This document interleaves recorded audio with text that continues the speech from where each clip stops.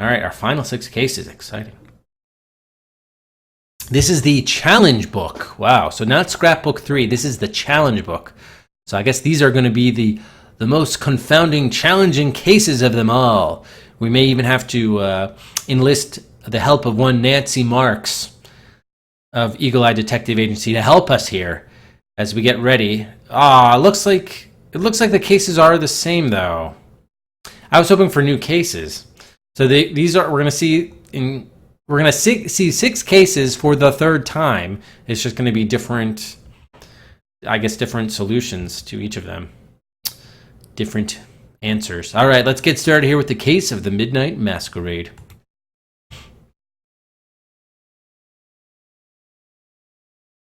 Yeah, I know. I was being facetious there, y'all. Nancy's not gonna help us out. She's terrible. Eagle Eyes, Jennifer here. Jennifer! Whoa. I need your help. I caught a thief at our masquerade party. He tried to steal the priceless emerald pendant of my friend, the actress Amy Jolana. It's like Gerard Depardieu here in The Three Musketeers. Wow, Mr. Starr, good thing you caught him. But why do you need our help? Because someone here at the party is in cahoots with this scoundrel and I can't figure out who. Come on over to the Richview Historical Society and hurry. Bye. Bye. Hurry over here now. Bye. He's in cahoots. Cahoots. Oh, okay, wait. This is actually interesting. Look at this. There's only one location available. Maybe they will make us do the locations sequentially. I'm liking this. All right, this is a good sign. To the Richview Historical Society. Oh, so we're here for the masquerade party, everybody together. These people are all in costume. And look, Mr. Starr is holding someone for the police. We better get the full story from him. So in this case, are we actually being like brought into these cases, like these crimes as they're being committed, not like way after the fact? This is good. All right. I'm getting excited now. I'm getting excited. Wow, so many people to talk to. All right, first of all, what do we think all these people are dressed as? We got like an alien here. Is that just Amy Jolana in a cocktail dress? Like Marie Antoinette, Three Musketeer dude, I guess like a pirate. Sort of a British royal guard here. Cowboy. Is that the gorilla costume? Because it kind of looks like those ears make it look like a dog. I don't know what's going on there. We got a judge. I don't know what's going on with this dude. He's got a stash though. All right, let's talk to Star first. Thanks for coming so quickly, kids. While we wait for the police, let me tell you what happened at our midnight masquerade. It isn't really midnight, but the lights were off and the blinds drawn. We were dancing in pairs by candlelight.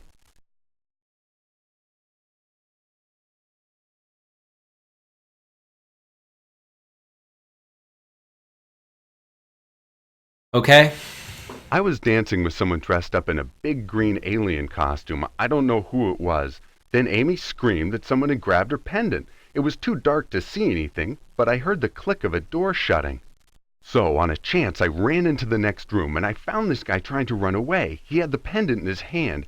Good thing I'm dressed up like one of the Three Musketeers. I whipped out my rapier and yelled, "En garde!" En garde. Did I ever tell you I played D'Artagnan, the famous swordsman, when I was an actor? You were an actor? This guy surrendered, and I placed him under citizen's arrest. Trouble is, he didn't grab the pendant. He never even came into the room. Wait, what do you mean? Someone put it in his hand? What do you mean by that? Someone else here stole the emerald from around Amy's neck and passed it to my prisoner here through the side door. What? We need to know who the real thief is so the police can arrest them both. Until we find out, nobody leaves this room. So how do you know he passed it through the side door? Is that what the guy told you? Or what's the deal? We need more details there, Mr. Starr.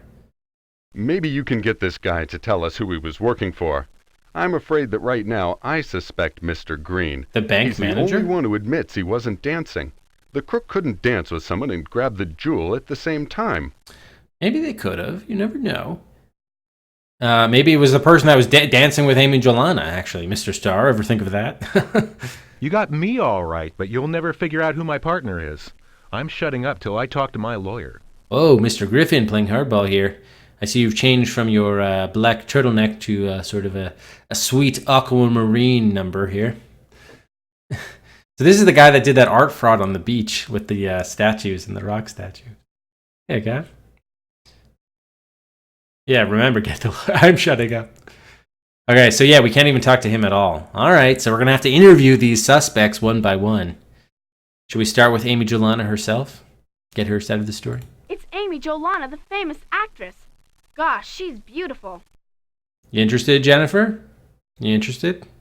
I could get you a connect. Let me tell you, detectives, what happened. Perhaps you can get to the bottom of this mystery. Perhaps we can. It was dark, and we were dancing and having a good time. We In the changed dark. partners many times. What kind of party did you say this was? Corntoop, thanks very much for the host. It was dark. They were having a good time and changing partners many times, swapping back and forth and back. Thanks, Cor. How did the trip go? Oh my God! Ooh, you came in at a funny moment. Ooh, okay. Okay. Yeah, I think they're trying to sanitize us a little bit for the eagle-eyed detectives here, the young kids. They didn't want to let them know what an adult party this actually was. It could be eyes wide shut. Oh, okay. Then suddenly, a hand came out of the dark, and in a flash my emerald pendant was gone. That's not all that I was gone. screamed as loud as I could. That is a scream I usually use only for horror films or nasty directors, and it is very loud. I don't doubt it. Were you wearing that on your neck in addition to your pearl necklace here? I was getting plowed by Mr. Star. Matthew, language. Who were you dancing with? Could that person have grabbed your pendant? Who were you dancing with? Yeah, see, that's what I was saying to Mr. Star, who didn't believe me that was possible. Let me see. It was a man in a big hat. It must have been Mr. Green, or Mr. Star, or perhaps Chuck. And no, my partner did not grab the pendant. The hand came around from behind. Ooh, from behind. Okay, I would love it if Mr. Star was actually at the guilty party here with a big hat. Okay. All right, so one of those three. Is this going to be like a lot? This could be a logic thing. So either Green, Star, or Chuck was the partner. Okay. Do you have any idea who might have grabbed the jewel and passed it to the thief Mr. Star caught? No, obviously it was not myself. Obviously. And I think Mr. Star's heroic action places him above suspicion. Disagree. But many people have admired my jewel, and I'm sure any one of them would love to have it for their own. It would be the perfect alibi for Mr. Star. He's like, well, I caught the guy that I gave it to, so therefore that makes me innocent. Okay, so many people have admired my jewel. Any of them would love to have it. All right, let's talk to Chucky over here. Look, I don't know who took Amy Jolana's emerald. I can only tell you, Nicola Hamble didn't do it. And why is that, Chucky? Whoa, Chuck. Nobody Whoa, said she did. whoa. But how do you know she's innocent? Well, I was watching her the whole time. Even in the dark I could see her. Yeah. Nicola never stopped dancing, so she couldn't have been the thief. Chuck, do you have a thing for Nicola? You were watching her the whole time, even in the dark? Were you dancing with anybody, Chuck? Yeah, sure. But I really can't remember who I was with. It wasn't Nicola Hamble. That's all I know. Sorry. Sorry. You don't even know? Yeah, because you had your eyes on her. All right. So I think this could be like a logic kind of dealy. So I'm going to do Chuck, not with Nicola. Okay. Is this Nicola over here? Oh, dear. No, that's Ms. Harper. As president of the Historical Society, I'm afraid this is all my fault. Agreed. Are you It was my idea to have confessing? a midnight masquerade in the middle of the day. I thought it would be fun. And now look what's happened. You kinky, saucy wench, Mrs. Harper. Wow. We'll try to fix things, Mrs. Harper. Can you tell us what happened? Oh my gosh. Ooh. I was dancing with, I'm not sure who. It was so dark, you know. But he was dressed all in white. Well, Then Miss Jolana screamed. I stopped dancing and rushed around trying to turn on some lights. When I did, we saw that brave Mr. Starr had captured that horrid man. all right, man. Do you have any idea who might have passed the jewel to the thief? Well, you know, I'm not one to repeat gossip, but You are. I have heard Swank's Hotel is not doing well at all. Rumor has it someone who works at Swank's may be out of a job real soon. Are you referring to Chuck, or perhaps Miss Case? The guy who's all in white is clearly this fellow here. How hard it is then for you to figure out who you were dancing with? Sergio, you look Sergio. great in your white chef's outfit. But where's your chef's hat? Okay, so we're gonna say, so what was her name? Harper. Linda Harper with Sergio. Well, let's see if Sergio says he was with her. I didn't wear a hat. I think chef hats look silly. I think your mustache looks baller, Sergio. So you do you, Sergio. If you don't want your chef hat, you don't want to wear your chef hat. By God, you don't have to. I know what you mean. Can you tell us what you saw? By the way, this does not look like... I guess that's supposed to be a rolling pin that he's holding there. But the way he's kind of wearing this kind of makes me think more of like Night of the Round Table from like Monty Python or something. I was dancing with a woman, but I'm not really sure which one. She was wearing a mask. A mask, you said. That's why people have costume parties. There is so much mystery. Anyway, this woman and I were dancing together when Amy Jolana screamed. Why isn't Amy Jolana dressed up as anything? Do you have any idea who might have passed the jewel to the thief? Lots of people were admiring her necklace. The emerald was huge. Huge. I remember that Mrs. Harper, Miss Case, and Mr. Green seemed most fascinated by the pendant. Miss Case. So he says, Sergio says that he was with a woman in mask. Maybe it's the alien person? Could be. That would put the blame on Harper there. Okay, and Miss Case is at this party. That's interesting. So he's throwing Harper, Case, and Green under the bus. And what's his name? Star threw... Star thought it was Green, right? And then Jolana was with one of those three. Okay. All right, who is this? Or actually, maybe the alien is the woman? Case, maybe? Ms. Case, what an excellent costume. Look at my powers of deduction right there. Yeah, the wrong guy. Yeah, no, I said before I was going to count those as deaths. And actually, I think it was the right guy. I think the game's logic was actually faulty in that case. You go back and look at it.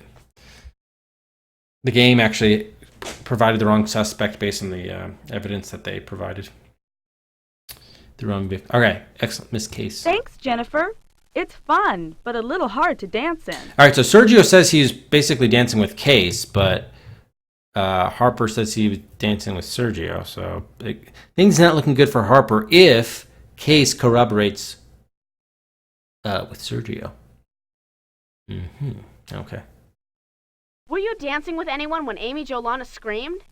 Oh, yes. It takes a lot to keep me off the dance floor. Does it? I can't really see well through these bug eyes, but I know my partner had some kind of hat or wig on his head. Oh, that's interesting. Because Sergio says he was basically with you, but you're saying you were not with Sergio, who was not wearing a chef hat. This plot is continuing to thicken. All right, so Case Alien says she was with... But you didn't say whether it was male or female, so just a hatted, wigged sort. Okay. Do you have any idea who might have passed the jewel to the thief? Actually, I guess whoever in here could be a woman, too. That's true. No, I don't. I could barely see my own tentacles in that darkness. Miss Case, you have tentacles operating in the dark. Swapping partners and having fun, enjoying yourselves. Okay, Miss Case. Thank you. All right, is this a man or a woman? Let's see. When Amy Jolana let out that yell, I thought the world had ended. She can really belt it out. I was cheek to cheek with the gorilla at the time, so it couldn't have been us that snatched the jewel. Well, who's the gorilla? Hey, who is that under all that fur? Oh, Sylvia Torres. Okay, so, hang on a second here. Harper, Case, and Green. Wait a minute. I think I messed up my notes here. Okay, so Paholski says he was with Sylvia, the gorilla, but does Sylvia corroborate? It's me, Sylvia Torres. Oh, it is rather warm in here. Care to remove your head? I hate to say this, but I noticed that Mr. Green wasn't dancing at the time. I bet he stole the necklace. If a guest was dancing with someone else like me and Queen Kong here, they couldn't have taken the jewel. Queen Kong. Okay. I don't know about that. But something about that man Sergio bothers me. Why doesn't he tell anybody his last name? Branding. I think he might be a criminal on the run. It's possible, you know. He told us it was for branding purposes. He wanted to be like Madonna or Cher. All right, so I don't know whether she confirmed. Sylvia didn't really say much of anything. All right, is this the judge? Who's this? Mr. Green, probably. Guilty, guilty, Yeah. guilty. I sentence you children to a lifetime of solving mysteries. Yeah, that's what this game has felt like, actually. What brings you to our midnight masquerade, eh? We're here investigating the crime, Mr. Green. Someone tried to steal Amy Jolana's emerald. Didn't you know? Oh, my heavens, no. I wondered what all the fuss was about. I heard the scream, but I thought someone had lost a contact lens or something. Theft, how dreadful. Oh, yeah, that's very dreadful. Well, haven't you been around while, like, Star has been holding Griffin, like, under the citizen's arrest, waiting for the police to arrive? By the way, how did we get here before the police? How did that happen? Did Star not also contact the police? He's like, my first call, now that there's been this big expensive robbery, is let me get those kids from the treehouse over here. Yeah, that's really my first priority. Forget the police. I'm gonna get the kids down here. Were you dancing with anybody when you heard the scream? I had been earlier, but I was taking a break from the dancing when all the commotion started. We were doing the twist earlier, and it took the wind out of me. Okay, so Mr. Green, no alibi at the moment. Thanks, Mr. Green. That's important. Do you realize what this means? Oh. If Mr. Green is telling the truth about not dancing, then someone else didn't have a partner to dance with. So yeah, how many people are there at this party? Let's take a look. Well, of course, I wouldn't lie, there Jennifer. are. But how do you know that someone else would be without a partner? There were 10 guests, Mr. Green, and everyone was dancing in pairs. But if you weren't dancing, that means someone else wasn't dancing too. Isn't that right? Well, are we counting Mr. Green as a party guest? Because if he wasn't, or not Mr. Green, sorry, Griffin, the guy who got it in the other room. How many people are there here? 1, 2, 3, 4. I don't know. I can't see because Green is covering. Oh, there's Jelana there. Okay. So 4, 5, 6, 7, 8, 9, 10. Okay, 11. So I guess they're not counting Griffin. Got it. All right. Somebody who says he or she was dancing actually was busy stalking Miss Jolana's priceless pendant. Of course. I never thought of that. You never do, Mr. Green. You never do. All right. So who's this remaining? This is no fun. Nicole One of the Hamill. people in this room is a criminal, and Mr. Starr won't let anyone out until we find out who it is. That's right. Don't worry, Nicola. We'll figure out who it is. Can you tell us what you think happened? Let me see. Who was I dancing with? We changed partners so many times. When Miss Jolana screamed, I was dancing with a man who didn't have a hat on. That's all I remember. Okay, man without hat. So that could have been Sergio. Do you have any idea who might have passed the jewel to the thief? No, I really don't. Sorry. Yeah, because all of the men have hats on or wigs, right? Well, we're not counting Griffin, so she must have been with Sergio. And then Sergio said he was with someone in a mask, which means that he was with Hamble. All right, so we are saying that Sergio was with Hamble? Okay. So Sergio with Hamble, all right. Then what else do we know? We know that... actually, we're going to leave Jolana to the end. Chuck said he was not with Nicola, which we've now confirmed. Let's actually talk to Chuck one more time. Look, I don't know who took Amy. Whoa, Chuck. Well, I was watching her the whole time. Were you dancing with any... Yeah, sure. But... Okay, he just says he was not with Nicola, and now we know that he's not with Nicola. He was with Sergio. Okay. Now, Linda Harper said she was with Sergio, but now we know she was not. Oh, dear. We'll try to... I was dancing with... Oh, I'm just not on sure white. who. Then Miss Jolana screamed. Okay. I stopped dancing and rushed around trying to turn on some lights. When I... Do you have any idea who might have passed the jewel to the thief? Well, you know, I'm not one to repeat gossip. Yeah, so okay, now it's not looking good for Linda Harper. She stole that priceless fur coat, and now she might be have stolen that emerald as well. Let's see if we can match everybody up, though, first. So Case, who's the alien, said she was a man with a hat or wig. And then, let's see. I want to try that one more time. Ms. Thanks. Were you dancing? Oh, yes, it takes a lot. Do you have any idea? Whoops. No. Hang on 1 second. Ms. Were you? Oh, yes, it takes a lot to keep me. Oh, yeah, hat or wig. Okay, so it could have been a man or a woman. Okay, hat or wig. So that really could be anybody. That only rules out Sergio, who we already know is with Amble. Because everyone... Oh, I guess she wasn't with Jolana. That's about it. Okay. And then Sergio was with woman Matt. We already know that. Paholski says he was with Sylvia, but Sylvia didn't say who she was with. When Amy Jolana let out that yell, Hey. It's me, see? I hate to say this, but I noticed that Mr. Green wasn't dancing at the time. I bet he stole the necklace. If a guest was dancing with someone else... I don't know about that. But something about that... I guess they were together. She didn't refute him. So who do we not know? We don't know who Chuck was dancing with and Star, right? Thanks for coming so quick. I was dancing with someone dressed up in Oh. a big green alien costume. Case? I don't know who it was. Then Amy screamed that someone had grabbed her pendant. It was too dark to see anything, but I heard the click Makes of a sense. door shutting. So Star was with Case, and Case did she say with a guy with a hat or a wig. How she? Okay. So I guess we're saying Star with Case. Hamble was with Sergio. We have Green on the sidelines. We have Paholski was with Torres. Oh, Hatnix, thanks very much for... Or Hatnix, thanks very much for the raid. Welcome. How's it going? Hey, Ambersine. Welcome, guys.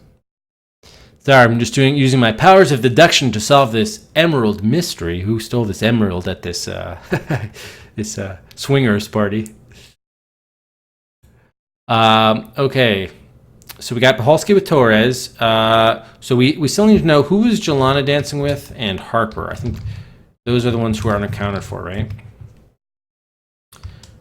Yeah. So, on a chance, I ran into the neck. Did I? Someone else here stole the emerald from around Amy's neck and passed. Maybe you can get this guy to tell us who he was working for. I'm afraid that right... You got me all... Okay. So we don't know about Chuck. We need Jolana, Harper, and Chuck, right? So that would be 6, 7, 8, 9, and then we know Green is on the sidelines. All right, so the key is knowing Jolana, Harper, and Chuck. One of them was dancing with Jolana, or they were dancing with each other and it was an inside job, and Jolana just passed it off to this Griffin guy. And it's another insurance fraud. It could be. It could be. All right, we'll see. So, or it could still be Green as well. We have to find out. All right, so Jolana says she was either with Green, Star, or Chuck. And I don't know why she says that, but Green wasn't dancing and Star was with Case. So therefore, she must have been dancing with Chuck. Which would make sense because that would leave Harper as the only one who wasn't dancing, and she claims she was with Sergio, but we know Sergio was actually with Hamble. So, can we just say Jolana again? How did she know? I was definitely dancing with one of those three, but not anyone else. Like, It's Amy, Jolana. Let me tell you, Detective. Then suddenly, Who were you dancing with? let me see. oh, big hat. It was a man Okay. in a big hat. It must have... Do you have any... No. All right, so I think right now, the two people who are not dancing are Linda Harper and Mr. Green. I guess it's Linda Harper because Green says he wasn't dancing at all, but Harper says she was dancing with someone, but now we know she's not. I think we're ready to solve this pupper. Yeah, my notes are off screen. This is the first note that I've actually... Or, first note. I guess I could put it back on screen. This is the first mystery that I've had to take notes on. So, yeah, why don't we restore it? That's why I just extended chat to take up the whole area there because figured Notepad was being useless. But we can restore it now. There we go. Yeah, maybe these cases actually will be pretty like challenging. I actually have to make some deductions. All right, so yeah, so basically I just took some notes about who everyone said they were dancing with and who they thought it was and all that kind of stuff. Anyway, I came up with this. All right, so we're saying Jolana was with Chuck, which leaves Harper on the outs. All right, so oops. All right, I think we're ready to solve. We have all the facts. Which 3 clues do you think best show who conspired to steal Amy Giolana's necklace? I think the 3 are that Harper's testimony, and then we can refute it with Sergio's. Oh, we're only choosing 3 clues. Okay. So, case. Where is Linda Harper?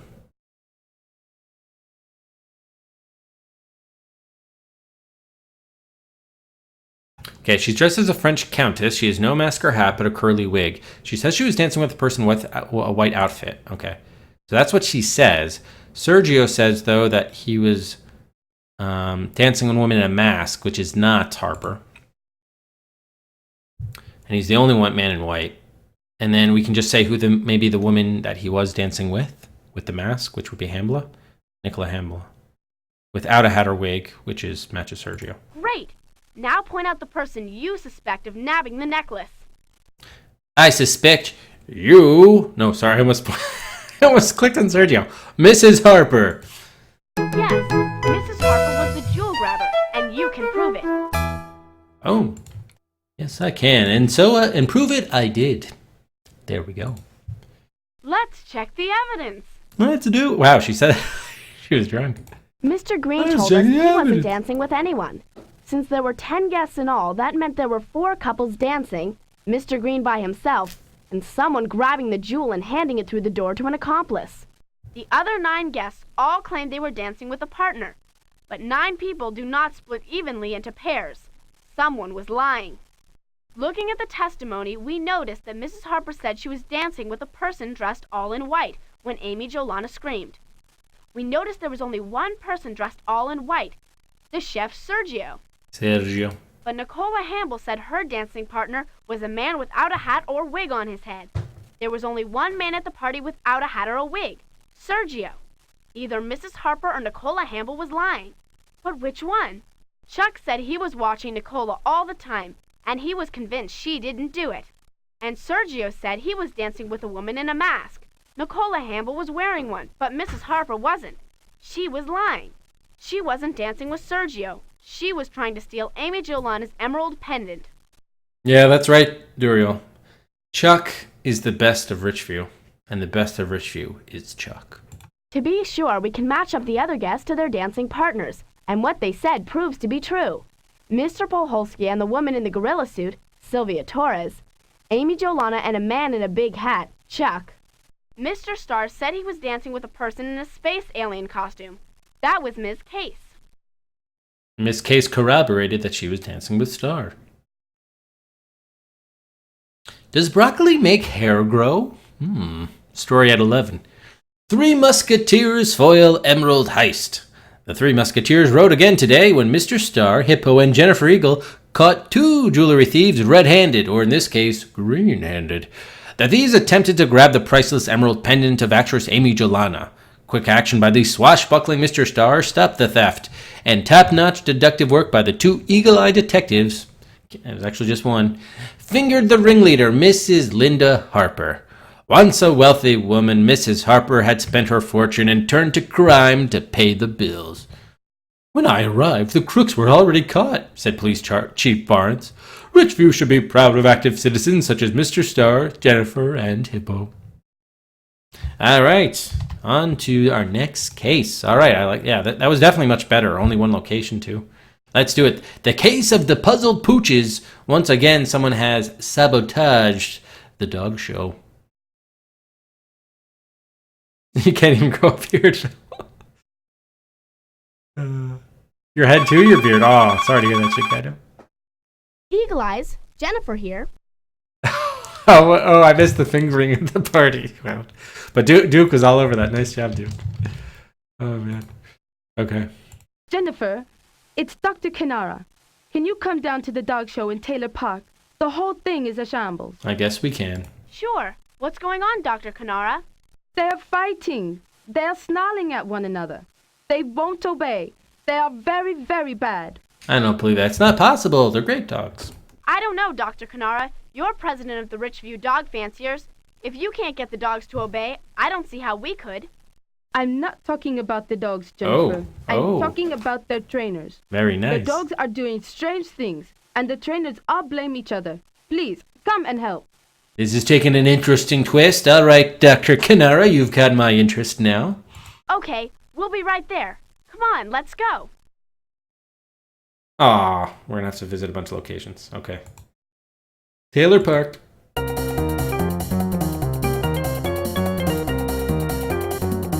The annual Dog Fancier show is a big deal here in Richview. It's just a local match, but some of the dog owners get very competitive. And for the dog trainers, it's like a big test or something. They get pretty worked up. Indeed. This has been a really strange day. All the dogs failed a field test, except for Professor Crank's artificial dog, Pika. Does that really count then? Of course, Pika's not really a dog, so we can't give it a medal. Thank you. We only let Pika in the show as a favor to Professor Crank. Crank. Everything went fine until we began the field trial. Professor Crank sent Pika out first. I must say that his dog is very obedient. But yet, we've already established that it's not really a dog. Okay. Then all the other dogs went nuts in the field.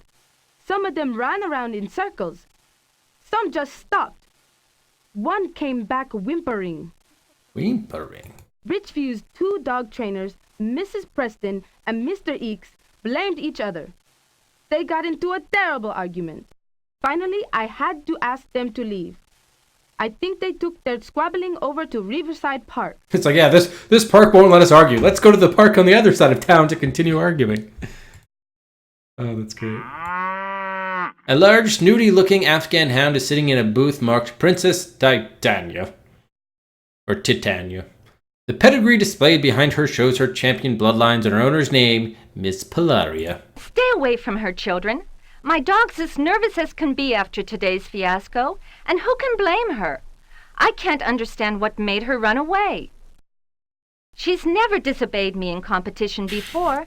Today, out in the field exercise, she sniffed and suddenly turned around and came whimpering back to me. The poor thing was scared to death. All right, so this, before she would perk her ears, but now it seems rather than a silent dog whistle, there's some like smells in the air. Okay, so Titania was there was one that was whimpered, and that was Titania or Titania. You also ate the broccoli, Euro? Yeah, he is the dog astrologist, that's right, Mr. Eakes. Was there anything there for her to be scared of? Absolutely not. But Afghan hounds were originally bred to hunt in packs, not by themselves. So it is their instinct, if they detect danger, to come back to the pack leader for protection. Okay, let's write down a few noticeable things. Okay, she sniffed and then whimpered. I guess I could add that there. And they hunt in packs. Instinct. On danger to retreat. Okay. And who was Princess Titania's pack leader? Titania. In her mind, I am Kiki's pack leader. That's the way it should be. You take your dog to a dog trainer? Yes, I do. Mrs. Preston trains Kiki at Pretty Puppy School for Dogs. She does a very, very good job. Didn't you take her to Mr. Hicks the last time you had this show here? Gentleman Valiant, known as Misha, belongs to Nicola Hamble. His papers say that he is a Springer Spaniel. A card from Moondog Academy is attached to his booth. I can't understand it. Randy and I worked extra hard with Misha to prepare for this show, but when Misha got out in the field, he seemed to be diverted by something much more important. So he was distracted. Okay, and this was Preston, and this one was Eakes. What exactly did Misha do? He ran around in big loops with his head down low. It was like he was chasing something invisible with his nose, but there was nothing there. Okay, so some more sniffing, loops. Yeah, there is going to be a Chapo or Chaffo. Yeah, we got to go to the next place to see that. I think it was in one of these stores. Creepy Critters, yeah. That's right. Hear from the third dog owner, Mr. Cavici. The folks at Creepy Critters Pet Shop know a lot about dogs. Maybe they can help us with our case. Maybe. I just came from the dog show in the park. I don't want to be some kind of spoiler sport, but I think there was some monkey business with the dogs. My little Chato. Oh, He Chato. obeys commands just fine, but he gets out in the field and all of a sudden he stops like he was reading a newspaper. He won't listen to me. Okay, so Chato. Chato. I can't believe that Chato would disobey me. He was the star pupil in Mrs. Preston's dog obedience class. I think someone was trying to fix the show. Maybe that crazy Professor Crank. Professor Crank?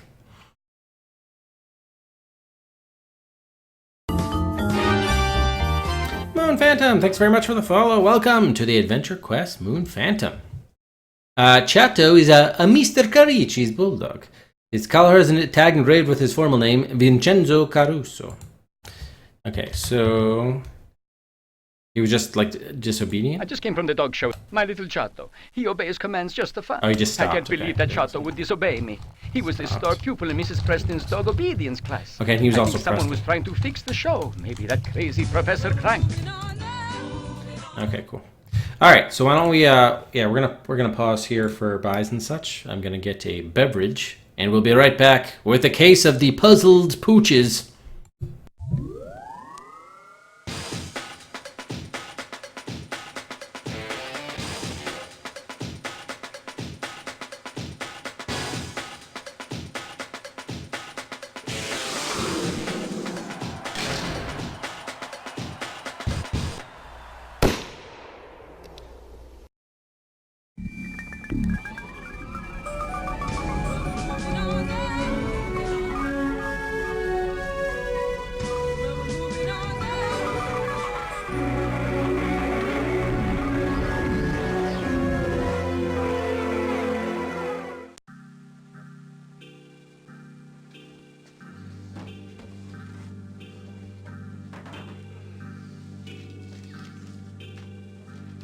Some cop came by today to return Dad's old VR interface.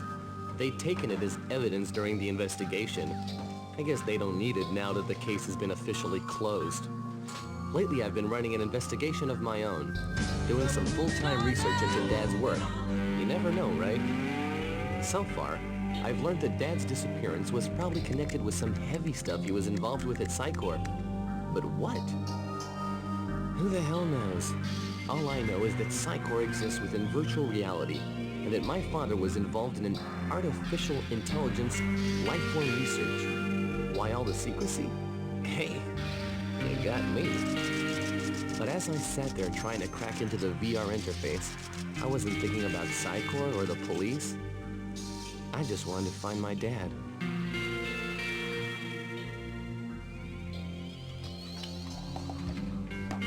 Unauthorized access. Entry has been denied.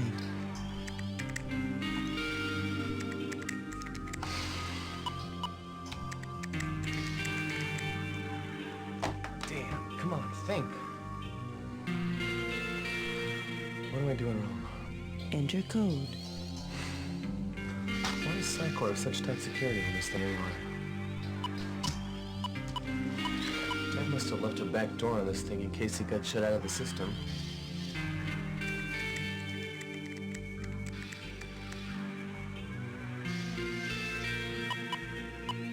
Yes, found it. Back door. All right. Find the password.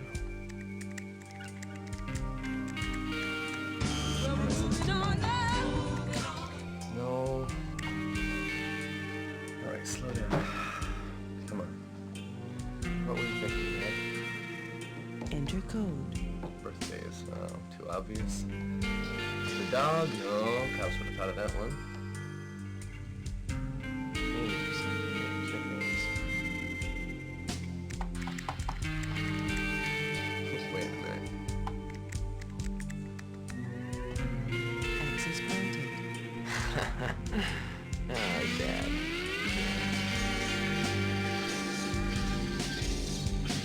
Wait a minute. What is this? It's like an SOS or something. Last call for buys. Trouble there. Please, help me. I'm trapped within the Psycor Corporation's Genesis Zone. A terrible conspiracy is forming against me that I'm unable to fight alone. It's possible that my enemies stopped me from sending this message, and you have managed to break the Psycor access codes to read it. If so, you'll probably be able to enter the Genesis Zone as well. If it's already too late to help me, I beg you, nevertheless, try and stop my colleagues from sabotaging Psycor and threatening the security of computer networks throughout the planet.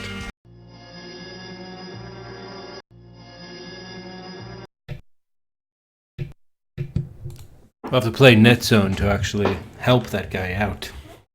Okay. I think all the buys have spoken. We got the buys in. Thank you. All the buys have been processed. We are ready to resume. Alright, we are just thinking about little Chato here. Okay.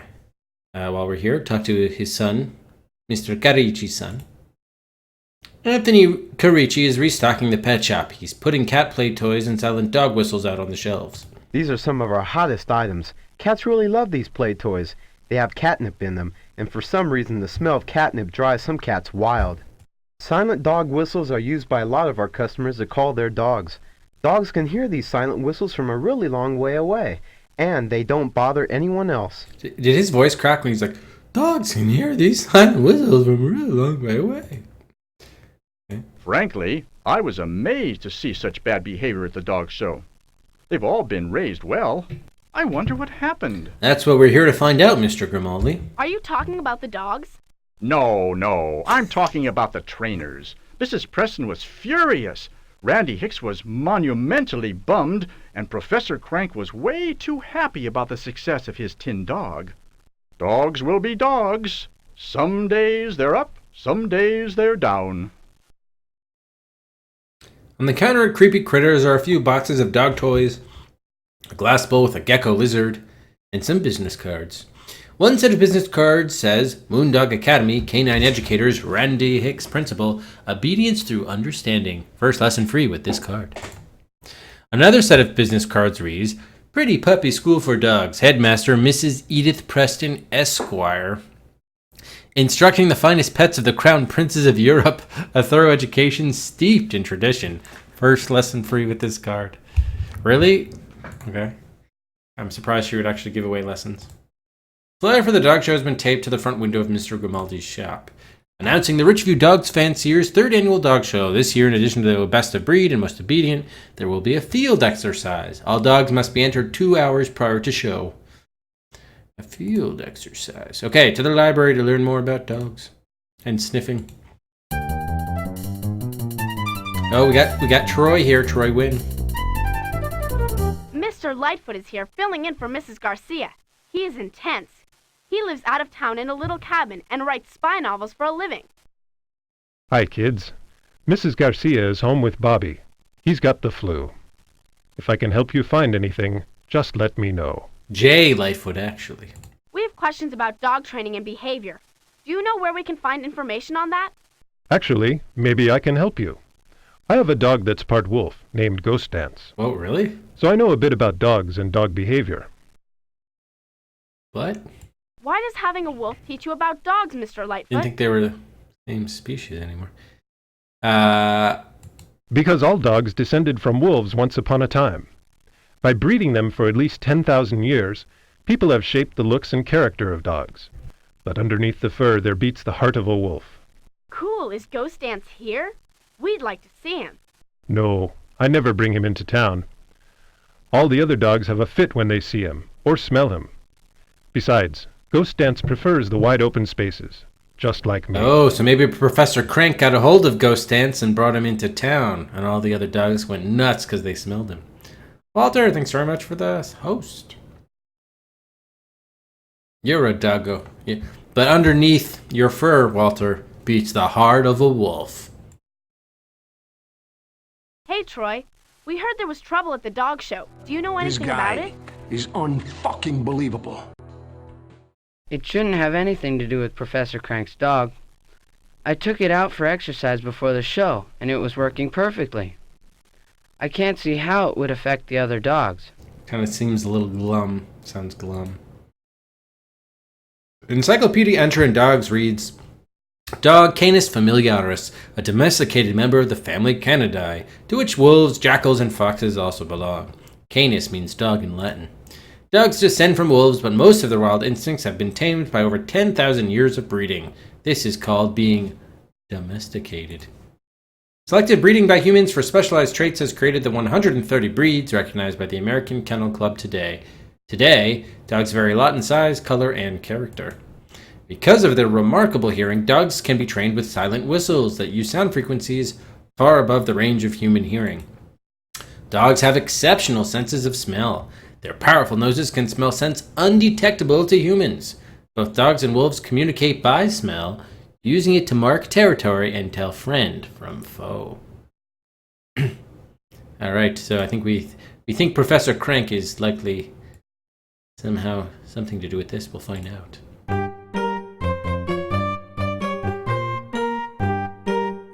The problems at the dog show all started after Professor Crank put his mechanical dog Pika through its paces.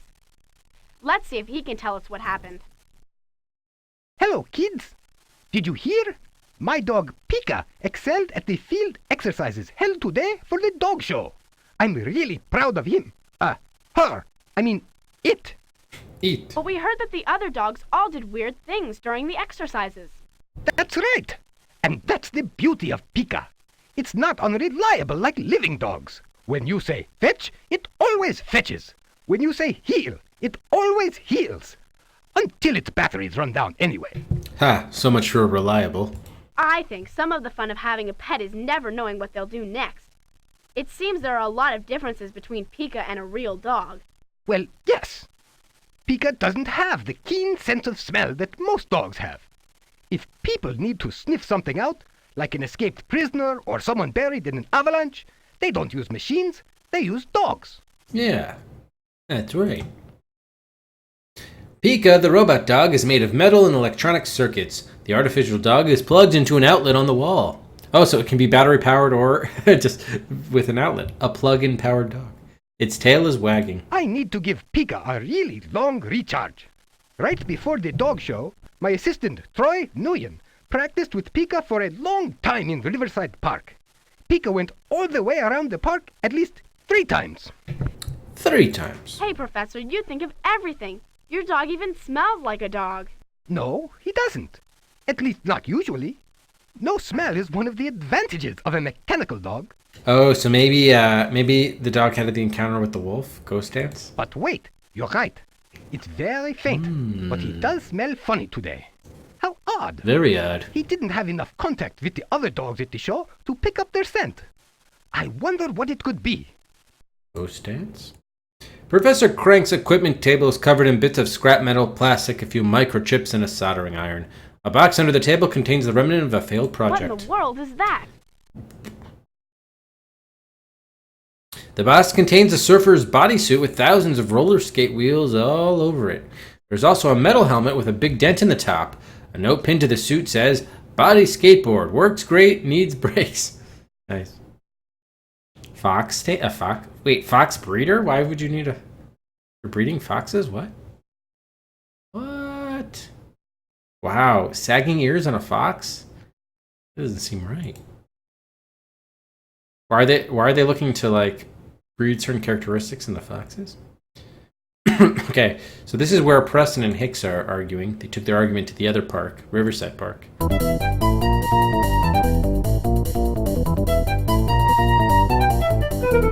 Here are Richview's 2 dog trainers, Mrs. Preston and Randy Hicks. They seem to be having a professional disagreement. Why do they want foxes easier to handle, though? What? Why would you domesticate foxes or use foxes for some purpose? Wow. The lady has serious comic problems. Real spiky aura. Vibes way negative. It's a shame she beams these vibes at the dogs she brainwashes at her canine military academy. Their fur? What, they're making fox coats and pelts? I don't like this breeder. Actually, I think she's totally responsible for the field exercise disaster. Dogs are social animals. They can be very sensitive to how the humans around them feel. It's true. It's true. When you have a person like that, putting out megawatts of anti-positive energy. It's no wonder all the dogs at the show forgot their training. They were mega stressed out. I assure you, children, the disappointing events of the day can all be blamed on Mr. Hicks and his moonbeam school of pet coddling. Pet coddling? Like the dog breeds themselves, my training techniques have been refined over the centuries and proven in the great shows of Europe. Well, if that's true, how come 2 of your dogs fucked up there, Mrs. Preston? Dogs trained by me failing in the field? Yes. Unthinkable! I'm sure Mr. Hicks sabotaged my dogs. The dogs he trained failed on their own. Yeah, I'm sure that's it, Mrs. Preston. Imagine dear Princess Titania running back to us as though the hounds of Hades were after her. What sort of devilry did the man do? What sort of devilry is this? Alright, so we're not going to learn much here. Alright, last stop, the police station. Sergeant Nails. Here's Officer Nails. We'll ask him if he knows anything about the puzzling pooches. Officer Nails, we wonder if you know any reason why dogs were acting funny in Taylor Park today. The dog show was a disaster. Sorry, Jennifer, I don't. Taylor Park is a peaceful place. They've held dog shows there for years without any problems. But dogs are a lot of trouble. I prefer cats myself. Boo, Sergeant Nails, boo. Now, Riverside Park is another story. For the last few months, we've had vandals creep into the park almost every day and destroy the flowers in the gardens there. Wow, sounds like another mystery for the Eagle Eye Detective Agency to investigate right away. Thanks, but that won't be necessary. It's already solved. You see, the What? You vandals solved the are mystery? here. They come into town along the river, and they just love to eat flowers. But I think they'll stay away from the park now.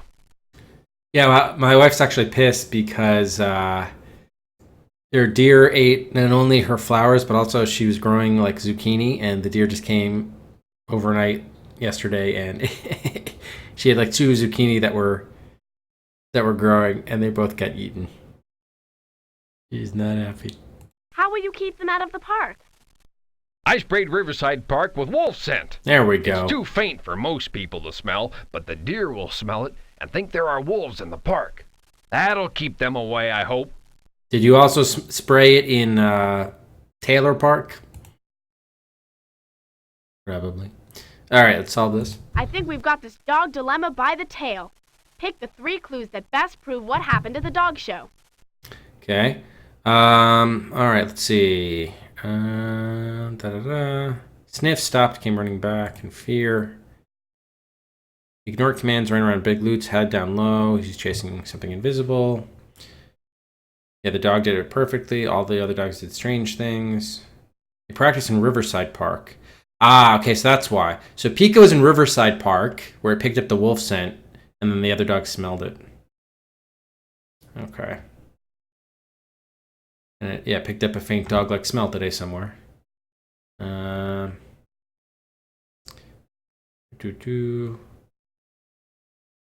Don't care about the hearing. Noses can detect smells. It does. Yeah, the press and the Hicks stuff doesn't matter. Okay, so I guess the other one would just be. Well, actually, hang on a second. We can get rid of that. Just the fact that they picked up the smell is what's important, and then it performed it perfectly, I guess. We've got a lot of good clues, but we have to be sure that we point out the most important ones to accuse the culprit. All right. I think we've got this. Oh yeah, I guess all of them failed except for Pika. That's the one I wanted. My bad. All right. Well, where's the thing about the wolf smell in Riverside Park? We don't have that from Sergeant Nails here.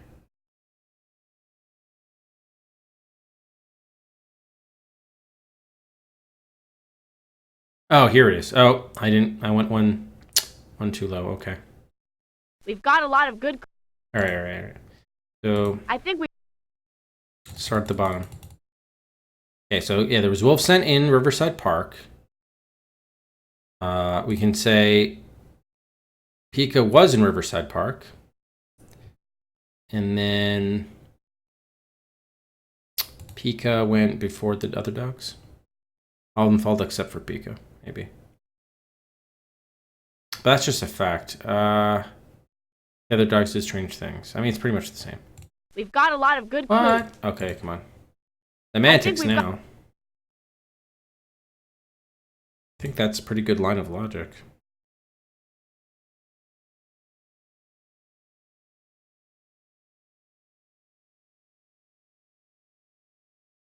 Maybe the third one's wrong. Yeah, go for it, Walter. Yep, now it's the third time for the dog show, BDR. This game loves to repeat its cases. Okay, so this time I picked this one. Maybe I do, instead of Riverside Practice in Riverside Park, picked up somewhere.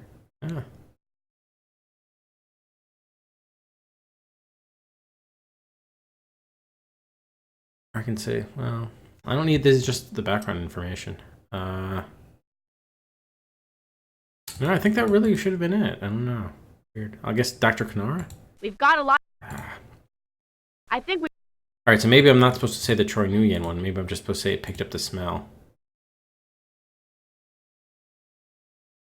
Raid the park. Picked up the smell somewhere.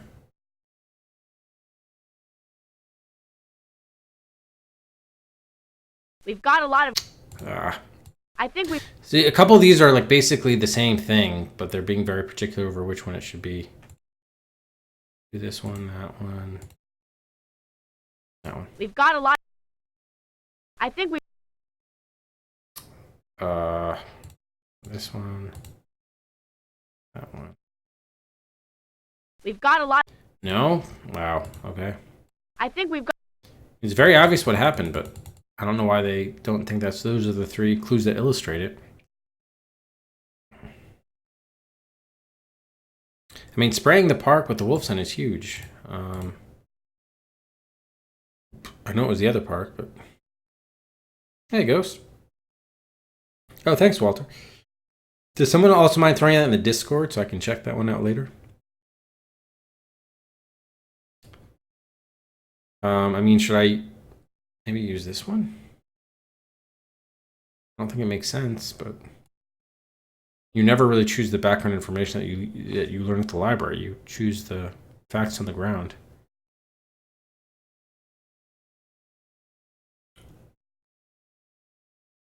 Maybe I should just choose one of the dog's behaviors.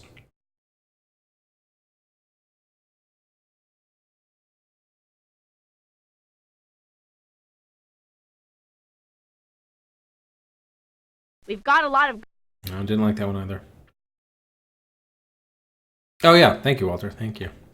Yeah, I don't go on Twitter very much, or I do go on Twitter, but not with my my Twitch-based account.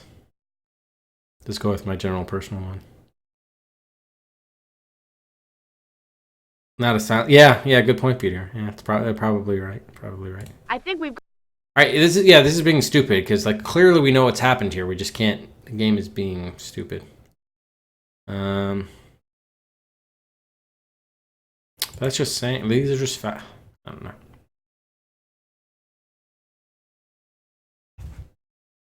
Big loops. Maybe just picked up the smell. Maybe we just don't say it was Riverside Park. And it was Riverside Park. Yeah, maybe we just say that and this. Those are the clues we needed to Don't talk sniff about out the how culprit. the dog's finished. Who do you think is responsible for all those puzzled pooches? I think Sergeant Nails is actually responsible for spraying the park. You're right. Officer Nails is the one who confused those canines. Oh. Let's check the evidence. The dog owners all told us their pets did weird things during the dog show's field exercises. Nicola Hamble said Misha was chasing something invisible with his nose. Ms. Polaria said Kiki sniffed the ground and then ran away in fear. Mr. Carici told us his dog stopped suddenly like he was reading a newspaper. He was, With his nose. At the library, we learned that dogs have a highly developed sense of smell and communicate with each other by smell. We also learned that dogs were originally bred from wolves. Professor Crank told us his robot dog Pika didn't have a sense of smell. At the dog show, Pika went first into the field and did his exercises perfectly. What nobody knew was that Sergeant Nails had recently sprayed a nearby park with wolf scent. Pika had exercised there just before the dog show and picked up that smell. When it ran through the fields at the dog show, it left a trail of wolf scent. I'm surprised Troy didn't too. You figured out that the dogs were reacting to a threatening new smell that humans couldn't detect. Oh. Yes. Sergeant Nails will be going to the sheriff's. Director Sinclair talks. What? Dear Repellent Bungle's Dog Show. Canine Chaos was set in order today as investigators from the Eagle Eye Detective Agency showed that wolf scent had disrupted the field exercise at the annual dog show. Hippo and Jennifer Eagle discovered the city of Richview had sprayed a faint wolf scent at Riverside Park to discourage wild deer from foraging there. The smell was transferred to a mechanical dog owned by Professor Crank when it gambled in Riverside Park. When the mechanical dog ran through the field at Taylor Park, it left a scent trail much as a wolf would have. The new and puzzling smell was too much for the dogs who followed, each of whom broke training to react to the scent. A grand piece of detective work, proclaimed Dr. Kenara, president of the Dog Fanciers Club. Dogs live in a universe of smells that we cannot detect. Hippo was clever to figure out that smell was behind the behavior of the puzzled pooches. Boom, all right. Time for case 54. We got 4 cases left. It's time for the case of the buried booty. Yes, it's always September 14th, indeed. Eagle Eye Detective Agency, Jennifer here. Jennifer, I've got something terribly exciting for you to see here at the Historical Society. Mr. Peel found a letter written by Violet Verse. For you to see here. Violet Verse? Didn't she live in Richview over 100 years ago? And the post office is just now delivering her letter? Oh, come on, Jennifer. Don't be silly, Jennifer. Yeah, don't be an idiot. The letter wasn't mailed. It was found hidden in an old desk. Hidden. It's very mysterious, just like Violet Verse. And it talks about a treasure. Come see. Oh, I hope we have another treasure hunt. That was fun. All right, Mrs. Arnold, we'll be right over. No one ever faces real consequences. The cases repeat. Yeah. It's like Groundhog Day. Every day.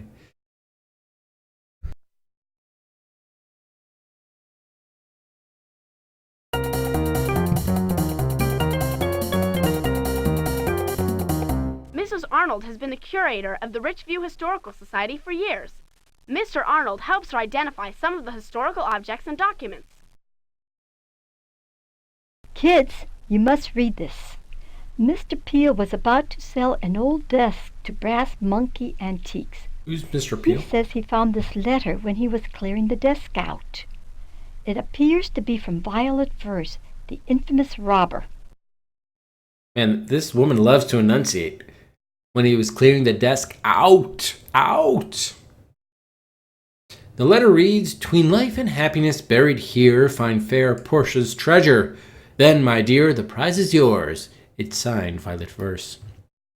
So, "'tween life and happiness buried here." Okay, so it's buried underground between life and happiness. Is that like the Constitution? Life, liberty, and the pursuit of happiness? Maybe it's liberty? With the letter came a map. Mr. Arnold can tell you more about it. It's like a U.S. Constitution reference. Actually, that's more Declaration of Independence, my bad. Well, I've been studying Violet's map all morning, comparing it with some of the maps we have here. Oh? It's a map of old Richview, all right, around the mid-1800s, I'd guess. Would you know? Some of these old buildings still exist, and I recognize some of the landmarks marked by an X here. Well, for example, Wraith Rock is in Riverside Park. Oh, you've been enjoying Tesla Effect, BDR? Nice. I was actually looking earlier today about some of the Telltale games that I don't have. that aren't for sale anymore, like getting some of them. I guess I could always get physical copies. Would they work on? I don't know. Anyway, it's like case by case basis. Like Tales of Monkey Island is the biggest one I'm missing. Instead of marking the location of the treasure, this map gives 3 possible sites and some puzzling labels. Gold, silver, lead. What the blazes do they mean? We can't search all the locations. The Historical Society is too short of funds. We're hoping you kids can find the real treasure site, or tell us if this is some kind of trick. Okay. All the known references to the women called Violet Verse have been collected in this stack of clippings. No one knows her real name. She was a highwaywoman, a masked robber who stopped travelers and robbed them at gunpoint. The newspapers called her Violet Verse because she had a violet scarf over her face and because she would quote poetry as she robbed people. They say she was especially fond of Shakespeare. Nice. In the 1850s, she robbed travelers all over this area. She never hurt anyone. Then, in 1855, she seemed to vanish and never was heard from again. What a mysterious lady. Maybe she died. Yes, it's a good story. Whoa. In fact, Mrs. Garcia has been writing a book about her. Really? She's the one that gathered all this information together. She's in here quite often reading through it. Reading through it. The treasure map is a crumbling piece of yellow parchment with a sketchy outline of the town of Ritu in the 1850s. 3 treasure sites are each marked with a large black X. Their names are written beneath them. Wraith Rock, Liberty Tavern. Dollars to donuts, it's there. And Harrison Hole. Each site has another label too. Under Wraith Rock is written in a flowery handwriting gold. Under Harrison Hole it says silver. And by Liberty Tavern it is written the word lead. Alright, I bet you it's Liberty Tavern. We try Duffy's Barn first for fun? Yeah. Duffy's Barn.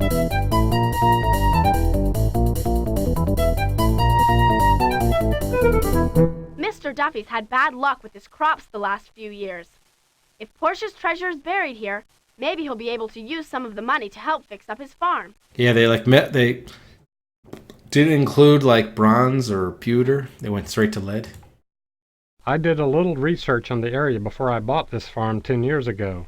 There was a mining company here 150 years ago or so called the Harrison Extraction Company. So this is the gold site? They dug shafts deep into the earth looking for silver and other valuable minerals. Mining was a really big industry in this part of the country in those days. They found quite a bit of silver here, enough to make this mine famous. When the silver ran out, they sealed up the holes so people wouldn't get hurt in them. The mine shaft, once called Harrison Hole, is sealed with a strong gate. The gate is securely locked. I don't think that door's been open in 150 years. You keep on changing every time. What you would find in there. How long that's been sealed up keeps on changing every case. Okay, next stop. Sweet Treats Ice Cream Parlor. Here's Mr. Liberty Cohn Tavern. is the owner of Sweet Treats. He knows a lot about the Civil War era. And there's Mr. Peel. He's the one that found Violet Verse's letter. Mr. Peel told me about the letter he found. I think the Historical Society should go for the gold. I mean, if you want a treasure, why not get the best? Gold is worth hundreds of dollars for every ounce. That's what you think, Mr. Cohn. In Violet Verse's days, people still used gold for money. I bet a lot of the coins she stole were gold coins. They would be worth a lot of money today. That's my advice. Go for the gold. Rejected. Mr. Cohen has always been interested in history. In fact, I think he bought this site as a location for his ice cream parlor because it used to be a famous tavern. Yeah, he said tavern again. Nice. That's right. I started Sweet Treats on the site of the old Liberty Tavern. I liked the idea of owning a store on a famous landmark. In the 1800s, the Liberty Tavern was a favorite drinking and socializing spot. But when alcohol was banned during Prohibition in 1920, the tavern went out of business. I've got the old tavern sign back here above the counter for luck. It's an antique. Speaking of antiques, where's the desk you found the letter in, Mr. Peel? We'd like to examine it. I sold it to Ms. Polaria. It's at Brass Monkey Antiques. The Brass Monkey Antiques. The sign that hangs above the Sweet Treats counter says Liberty Tavern. The Liberty Tavern sign appears to be very old. It is made of dark wood, riddled with termite holes, and cracked with age. Brass monkey. That funky monkey.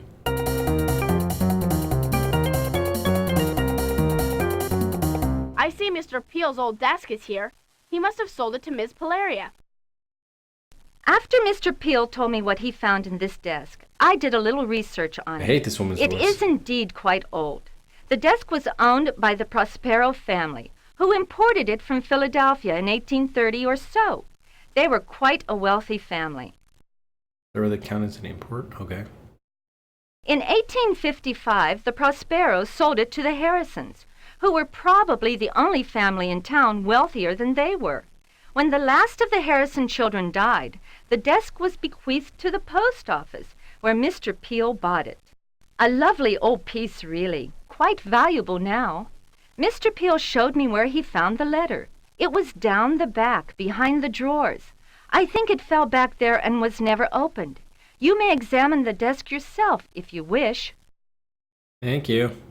You look the old desk over carefully, but can find no further clues. Everything Miss Polari said seems to be true. Mr. Peel told me what Violet Verse's letter said. I think the treasure is silver. It's such a lovely metal, not gaudy like gold, sophisticated, lustrous, and very valuable. Lustrous.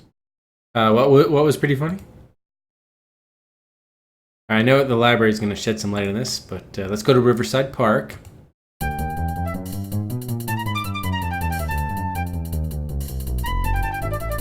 Wraith Rock is on the edge of the park, back there in the trees. I think this is supposed to be the gold location, right? The monument to Andrew Jackson is a life-size bronze statue. The plaque at the front of the statue reads, President Andrew Jackson, 1767 to 1845. Dedicated by the Daughters of Old America, Richview Chapter 147, July 4th, 1967. The statue is facing north towards Wraith Rock. Wraith Rock is about 3 feet tall and 6 feet wide. The west side of the stone resembles a ghostly face. This rock has been here since the founding of Richview. My dad says that the name comes from its spooky shape. Wraith means ghost. Mm-hmm. To the library. Talking to Mrs. Garcia in her book on Violet Verse. Bom, bom, bom, bom, bom, bom. I'll bet Mrs. Garcia can tell us a thing or two about Violet Verse and the things in her cryptic letter. Mrs. Garcia, have you heard? Mrs. Arnold has a letter supposedly written by Violet Verse. Oh, yes, I heard, and I'm dying to see it. As soon as I get off work, I'll rush over there. Did you know that I am writing a book on her? I did. This discovery could really help move my book along. I hope it helps. Who was Violet Verse, Mrs. Garcia? Nobody knows. Violet Verse is what the newspapers named a mysterious woman who held up travelers all over this area. She wore a violet scarf over her face and would quote Shakespeare as she stole people's money. Quite a character. Yeah, didn't you already tell us that? We learned that same information at the Historical Society. A book on local history mentions Violet Verse briefly. It says Violet Verse was a colorful bandit who robbed several wealthy travelers in the area around Richview in the 1850s. She eluded the law for many years and was last seen in 1855. A reward for her capture was never claimed. In the literature section, there's a book containing all of Shakespeare's plays. Shakespeare is perhaps the most celebrated writer in the English language. Living in England during the Renaissance, around 400 years ago, he wrote plays and poems that are still immensely popular today. O brave new world that hath such people in't! Double, double, toil and trouble, fire burn and cauldron bubble. To be or not to be, that is the question. Those are all quotes from Shakespeare's plays. Look, an index to all the characters in Shakespeare's plays. It says that a woman named Portia is a character in a Shakespeare play called The Merchant of Venice. Merchant, eh? Maybe the merchant was someone working at the tavern. Violet Verse was a big fan of Shakespeare. Maybe there's a clue in the play. Let's read further. The language of Shakespeare's day is pretty hard to understand. So you're not even going to bother, are you? In the play, Portia Oh, you poses are. a puzzle to the men who come to woo her. One of 3 boxes holds her picture, and they have to pick the right one. And get this, 1 box is gold, 1 box is silver, and 1 is made of lead. Is it the lead box? Is it the lead box? Let's read further. The hero chooses the box made of lead, and he's right. All that Nailed it. glisters is not gold. I guess that means that sometimes what looks boring can actually be pretty cool once you get into it. All that glisters is not gold. Yeah, it reminds me of the, Indiana Jones, The Last Crusade. Picks the carpenter's cup. The Biographical Dictionary has information on a lot of important people, both living and dead. Maybe we can find out something about this Portia and what her treasure was. Was it gold or maybe silver? There's nobody named Portia listed in the Biographical Dictionary. Jennifer, something just hit me. Mr. Arnold read me the note with the map, and I've been trying to figure out why it was so familiar. I'm actually surprised they don't have this constant. I mean, I figured it out from the get-go that it was the lead location because, or Liberty Tavern, which is the lead location, because I thought of it as a Constitution reference, but they're not. They didn't bring up the Constitution at the library. Violet Verse wrote, "Between." Oh, here we go. life There we and go. Finally. happiness." I've heard those words together before. In the Constitution of the United States. See, I knew the Constitution would be here. The quote from the Constitution is, "Life, liberty, and the pursuit of happiness." I hope that helps. Don't need you, Mrs. Garcia. All right, let's sell this puppy. We've got the clues we need. Pick the 3 clues you think will best show the Historical Society the truth about Violet versus Treasure. Hey, Cheshire. Okay,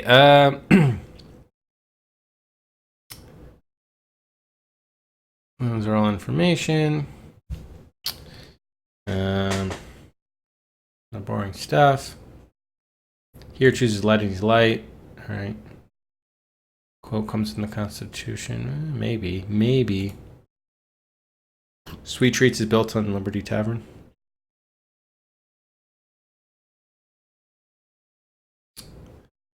Um, 55. Okay, and I'm also going to go with Constitution. I don't think those clues are enough Aw. to convince the Historical Society. Pick the 3 clues that solve Violet versus Riddle. All right. That I did. We've got the Okay, between life. Well, that's just what the riddle is. That doesn't solve the riddle. Between life and happiness, buried there. Find fair Portia's treasure. Okay, so maybe do we have to say that Liberty Tavern is lead? I don't think we do we? Okay, so this liberty, between life and pursuit of happiness comes liberty. Sweet Treats is where Liberty Tavern is. And wait, aren't these the same I chose before? It makes so much sense. And then lead corresponds with liberty.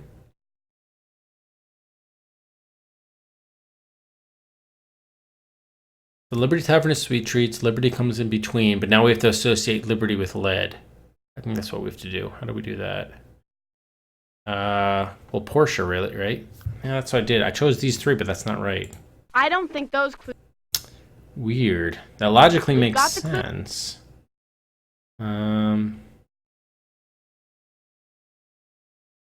Oh, here we go. This is labeled Liberty Tavern is labeled lead. Okay, so that's all we need. That's all we need probably for that. Boom. So we don't need to know that Sweet Treats is built on Liberty Tavern. Okay, I'm not. I don't think those What? clues are enough to convince the Historical Society. We've got the clue. Did I miss something at the end? Lovely metal. Do I have to do something about that Prospero and the Harrisons? Harrison Hole. Give me lead Bertie or give me death? That's all. Thanks for other bits. Question mark. In the play. Oh, it doesn't mention the play though. I'm surprised there's no Portia reference here. That's annoying.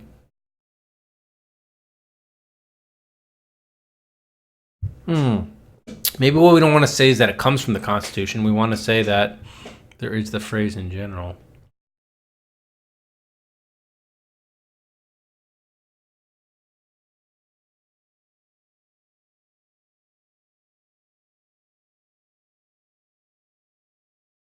Maybe we don't have to. Maybe we don't need to. Okay, let's assume we don't have to associate Liberty Tavern with lead, and that's just for granted, or we should just assume. Yeah, isn't that what I said before? That it was Declaration of Independence?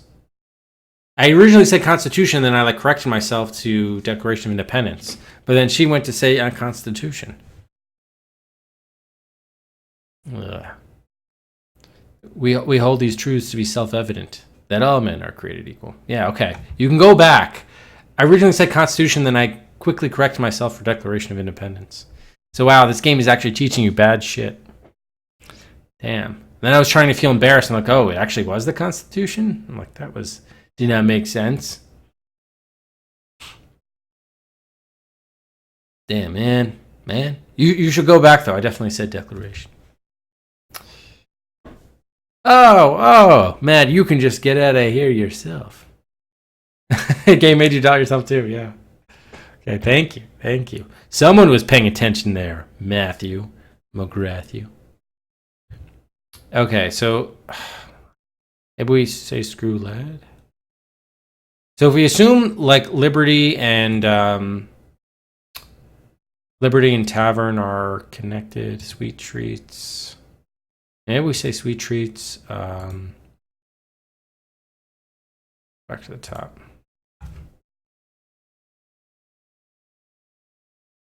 Oh yeah, Sweet Treats with lead, and then lead with this. I don't think those clues are enough to convince. I don't think you're enough, Jennifer. We've got the clues we need.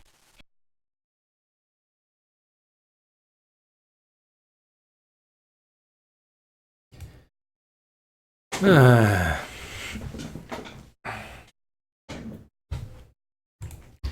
this is the only thing that mentions this actual phrase, even if it's incorrect. So maybe we'll go back with that one.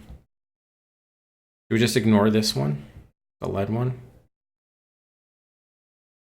Maybe we should go with this. And this. Those are the clues we needed. Now make your choice. If you think the treasure is out of sight, pick it. If you think Mrs. Garcia is responsible for Violet's letter, pick her. Really? You don't think Mrs. Garcia made it up? You're right. Boom. Portia's treasure is at Liberty Tavern. Let's check the evidence. Violet versus Letter had a little poem promising Portia's treasure if the reader could guess the right site. One side is labeled gold, another silver, and a third lead. And it's also rife by the game. The game is rife with typos too, which ordinarily I'm not you're gonna be super hard on the game for it. But if it's an educational game, yes, I will be tough on it. That you gotta spell check your shit. You have to proofread it. I don't want extra spaces and Mrs. Moninsky. They spelled a couple of words wrong. No, they're getting facts wrong. Yeah, they got 4 X's in the map. Come on, game. We learned the newspapers called the highwaywoman Violet Verse because she was fond of the color purple and of poetry. She seemed to be especially fond of Shakespeare. So we looked up Shakespeare's plays, and sure enough, there is a wealthy woman named Portia in the play The Merchant of Venice. This was a big discovery. In the play, Portia tests the men that want to marry her by presenting them with a choice of boxes: gold, silver, or lead. The man who chooses correctly finds a picture of his bride-to-be inside the box. In the play, a proud man chooses gold. He's wrong. Then a calculating man chooses silver. He is wrong.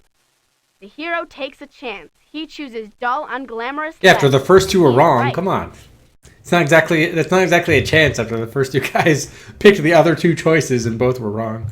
Violet Verse presented her version of the same test to us. We chose lead, and we were right. Mrs. Garcia solved the rest of the mystery. Violet's poem said, between life and happiness. Mrs. Garcia remembered the famous words, life, liberty, and the pursuit of happiness from the Constitution. In that famous phrase, liberty is between life and happiness.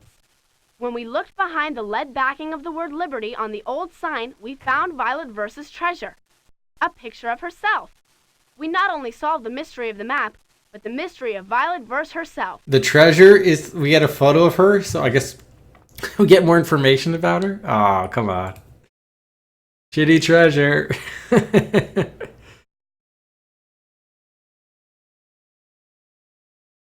Oh my god.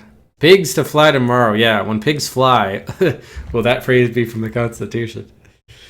I guess that's the game's logic here. Damn. Sleuth identify Violet Verse. A great historical riddle has been solved by Hippo and Jennifer of Richview. The legendary highwaywoman known as Violet Verse has been proven to be none other than Juliet Washburn, a woman who left Richview in 1855 for a commanding career in stage theaters across the U.S. and Europe. I recognize the photo Hippo found at once, Mrs. Arnold said. The sleuths deciphered a baffling clue in a letter written by Juliet to her childhood friend William Prospero, testing his suitability for marriage.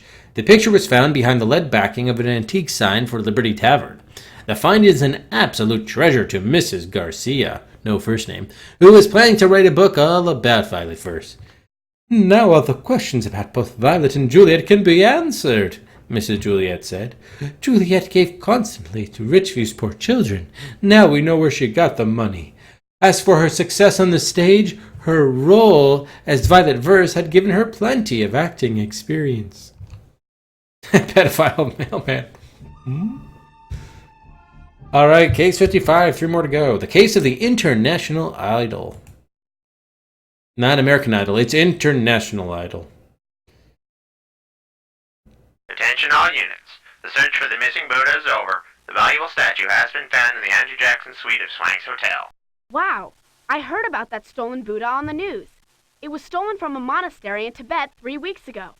Top detectives from all over the world are on the case. All units, we have several suspects but have made no arrest. Repeat, have made no arrest. Further investigation needed. The detective is Mr. White Bond, visiting us from Hong Kong. Not again. Case headquarters is the Richview Police Station. That is all. I heard that Miss Polaria was hosting an international art show at Swanks Hotel. I wonder what she knows about the stolen Buddha. Come on, let's get down to Swanks and interview the suspect. Okay. What fun again? What fun we'll have. The International Idol. Maybe we can find something at the site where the stolen Buddha was found. Hi, Ms. Case. We heard there was some excitement here at the hotel. Hey, good looking. We'll be back to pick you up later. Yes, I certainly hope that this publicity about the stolen art doesn't hurt the hotel. The police found that stolen statue up in the Andrew Jackson suite where Miss Polaria held her art show. I know the Buddha wasn't there earlier this evening when Miss Polaria and I looked over the suite, and we saw all the people who visited Miss Polaria. Who were the people who visited Miss Polaria? Ask Chuck. He is better than I am with names. Later, everyone came down, and Mr. Green, the banker, took them to a restaurant in his car. Right after that, the police arrived. What? I don't remember Mr. Green taking them out to dinner. That's interesting. Hey, Earth. Yeah, this is our third time solving this case. Oh, boy. Hi, Chuck. Did you see all the people who went up to the Andrew Jackson suite? And did you notice which ones were carrying boxes? You bet. First there was Miss Polaria. I carried her boxes for her. She had 2. I had to be real careful. She tipped me $10. Polaria with 2 boxes. That fellow with the English accent, Chutney Miles, was with Miss Polaria. He carried 1 art box. Then the Chinese woman, Madam Wen, arrived in a cab with her daughter May. They didn't have any boxes. I thought that was kind of strange. Very strange. Then Mrs. Baran and Mrs. Joost went up to the suite. Mrs. Baran's been staying here. She's really nice. They each carried 1 art box. And what about when they came down? They all came down together, and they all had the same number of boxes as when they went up. Except for Miss Polaria. Oh, not looking good for you, Miss Polaria. An inside job. Remember, I helped her because she had 2 boxes when she went up. When she came down, she had only 1 box and didn't need any help. She wouldn't let me touch it.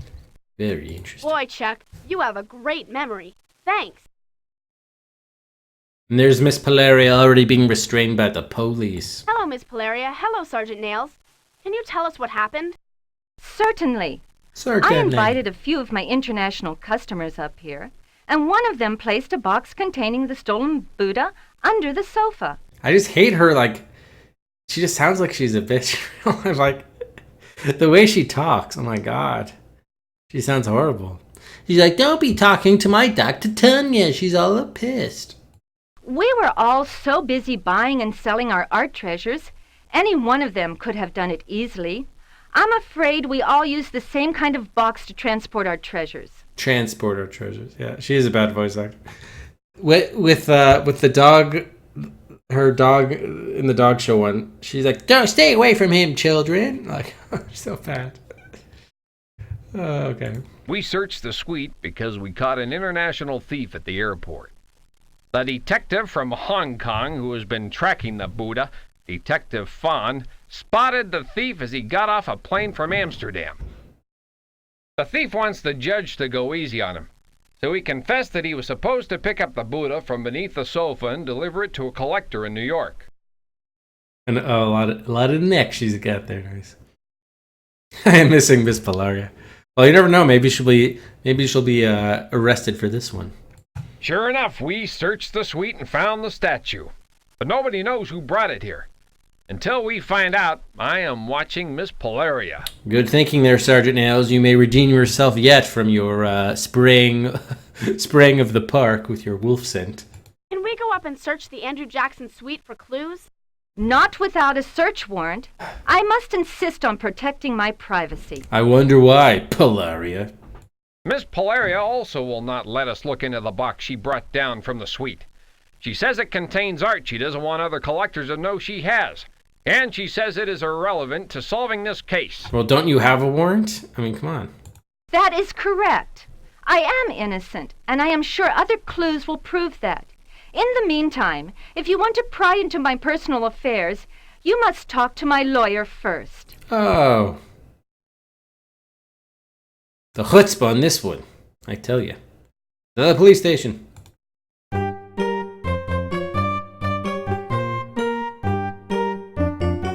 Let's ask Chief Barnes for the facts of the case. Hello, Jennifer. Glad to see you're on the case. We can use all the help we can get. The statements of 4 suspects are recorded on video in my file cabinet. Ms. Joost is our 5th suspect. She's waiting here for Mr. Fawn, the detective from Hong Kong, to ask her some more questions. Mr. Fawn has been following this case since the theft was reported in Tibet 3 weeks ago. I think he's over at the bank, where we keep the suspects' passports. You may want to talk to him. I may indeed. Here, I'll show you the Buddha and the box we found it in. The box is a type commonly used for protecting delicate art. It measures about 1 foot square. The statue of Buddha is beautifully carved out of a green stone called jade.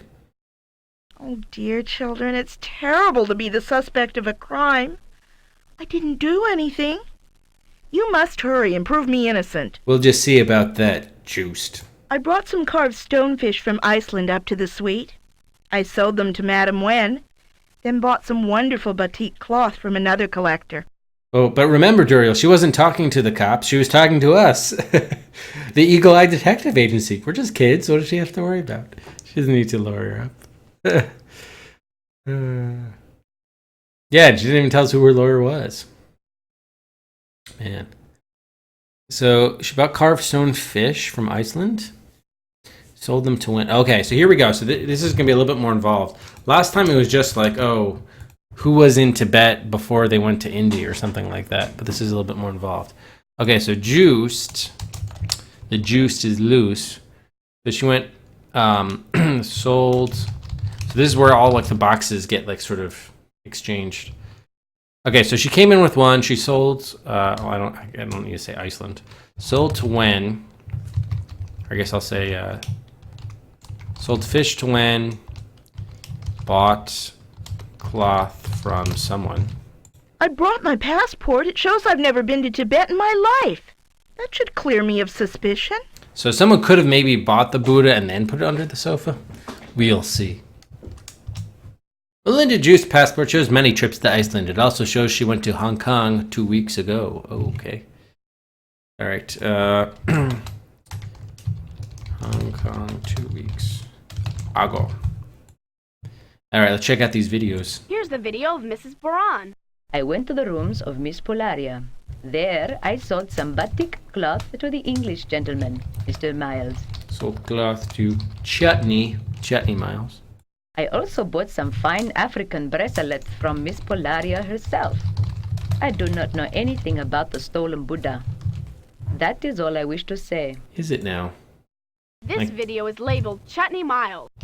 Here you go. Everyone keeps on thinking he's British, but he's actually from New Zealand. I am Chutney Z. Miles, Esquire of Christchurch, New Zealand. I quite resent being questioned in this matter. I assure you I had no part in the theft of any Tibetan idol. So the kids could relay the information to the cops? Is that what you're concerned about, Tori? I paid a visit to my friend Miss Polaria early this evening. We all bought or sold art. I did most of the buying. I bought 2 boxes and sold 1. That is all I know about this affair. Uh-oh, not looking good for you there, Chetney. Because you came in with 1, you sold that 1, but then you bought 2, so you should have left with 2. But you left with 0. Or no, 1, actually. Not looking good for you, Chetney. Not looking good for you, my friend. Not looking good for you at all. Here's the video statement of Madam Wen. Since she speaks no English, her statements are translated by her daughter May. My mother says she is saddened to be a suspect of such a crime. Nothing like this has ever happened to her before. She came to Miss Polaria to see what sort of art might be for sale. I helped my mother negotiate the sale of some carved stone fish to Mr. Miles. We got a very good price for them. Neither my mother nor I know anything about a stolen Buddha. Okay, so she says she sold the fish to Chetney. Yeah, Drew said she did sell fish to Wen. And then you sold the fish to Chetney, okay? This video is labeled... No. Awesome. Here's the video statement of Miss Polaria. I met with my fellow art collectors from all over the world. I sold my African bracelets for a good price. I forget to whom. Well, according to Boran, it was her. While I was looking at art, one of my guests must have slipped the box containing the Buddha under the chair, or wherever it was found. If you want any more information, talk to my lawyer. Again, what is your lawyer's name? I'd love to talk to him. All right, next up, the public library.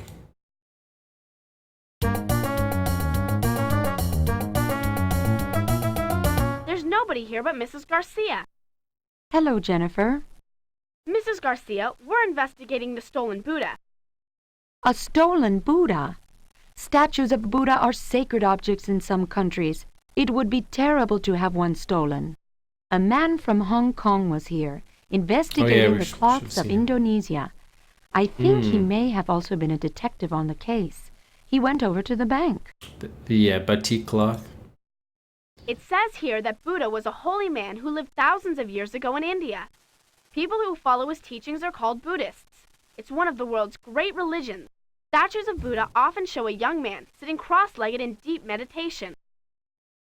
That's it? All right, the library was useless. All right, let's go to the bank. Last stop. Mr. What Fun. Here's Mr. Green. He met with the foreign visitors after they came down from the Andrew Jackson suite. And look, that man must be Detective Wat Fong from Hong Kong. I had dinner with Ms. Polaria, Mr. Miles, Mrs. Boran, Mrs. Just, and Madam Wen, and her daughter. They are all such charming people, and Miss Polaria is such a good customer of ours. I cannot believe any of them stole a Buddha. Here are the passports from the suspects, except for Melinda Just's. Mr. Fawn said you could have a look at them. Here are 4 passports, 1 each for Mrs. Boran, Chutney Miles, Madam Wen, and Ms. Polaria. What about May? Boy, May each of one. them seems to travel a lot. Only one of the suspects was in Tibet when the Buddha was stolen. Mrs. Boran. Ms. Polaria was in Australia, Madam Wen was in Taiwan, and Chutney Miles was in Borneo at that time. Okay, it's probably important where they actually were. So we're going to say Chutney, Borneo. That's Indonesia. Although actually, isn't part of it in Malaysia too? Borneo? Most of it's in Indonesia though, right? Okay, where was Boran? She was Tibet. Valeria was Australia. The identity of her attorney is obvious. Mark Lawyerati. Oh god, yeah, we haven't seen him in a while, have we? Thank you, Vassal, for 100 bits. It was the daughter she sold to feed her heroin habit. Wow, TTV, wow. You're right, though. We can't rule out anything at the moment. We cannot rule out anything. Okay, Taiwan. And we got everybody. And Juice was Hong Kong. Okay. I wouldn't pay too much attention to that, young detectives. I know the person we are seeking didn't steal the Buddha, but he or she bought it, knowing it was stolen, which is just as great a crime in my opinion. Wait, are you suggesting that the person who stole it, sold it here, and then the person who bought it put it under the sofa? Hello, children. Are you the young detectives Chief Barnes told me about? We are. Never mind. I deduce that you are. I am Wat Fan, detective from Hong Kong, at your service. Still a terrible name. Glad to meet you, Mr. Fawn. We're working on the Buddha case. So you are. Have you heard the statements of the suspects? They are at the police station. They are very confusing. I tried to figure out who sold what to whom, but it is beyond me. Everyone sold at least one box to someone else. Whoever placed the Buddha under the sofa might have bought another box from someone else, which would disguise the fact that one of the boxes they brought up with them was missing. Mm-hmm. If no one bought more boxes than they sold, then Miss Polaria must be guilty, because she came downstairs with one less box than she had when she went up. But Chetney Miles did buy more boxes than he sold. Thank you. I think we're ready to finger the Buddha smuggler. Can you select the 3 clues that best back up our accusation? All right, so before we do this, why don't we just quickly pause though for any buys that are coming in. We'll do last call for buys. Hopefully we can solve this case and the other 2 before the next buying period. So this could be it. Oops. Going once, going twice. What? I almost said Woodruff, a gun for Mocham, but no, Mocham, a gun for Woodruff. And the Schnibble. Oh, I hit print.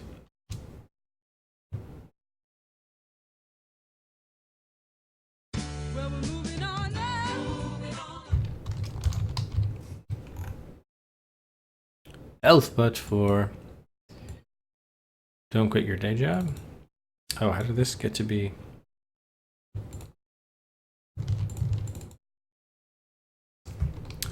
Green. Okay, that's better. All right.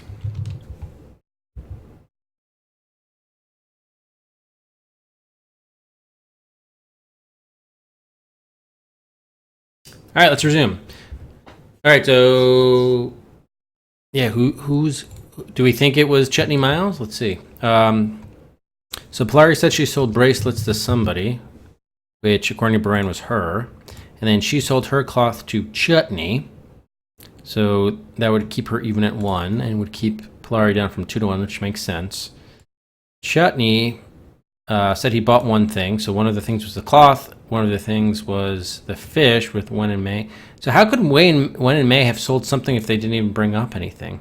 They brought up no boxes, yet they sold fish to Chutney? What's that about?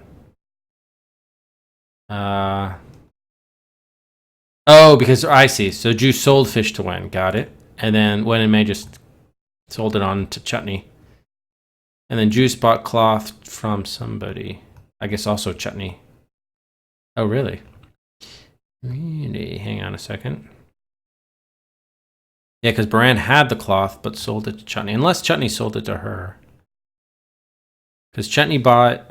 He came in with one, right? And then he sold... They didn't say who they bought it from. Okay. So, he came in with one. He bought cloth from Baran. That's 2. I just want to make sure I'm not, like, underthinking this. And then he also bought the fish from Wen and May. So that's 3 items. If we're saying one of the items was the Buddha, that gets him down to 2. But he went with 1, so he must have sold... He sold the cloth then to Juiced, who then has 1. Yeah, so it looks like it's Chutney Miles. Pretty sure. I'm sure we have the clues we need to solve this case. But I think we need different clues if we're going to convince the police to make an arrest. I didn't actually select anything. Okay, sorry, my bad. All right. Yeah, he carried one art up. Let's see. Exactly as many boxes they'd gone up with.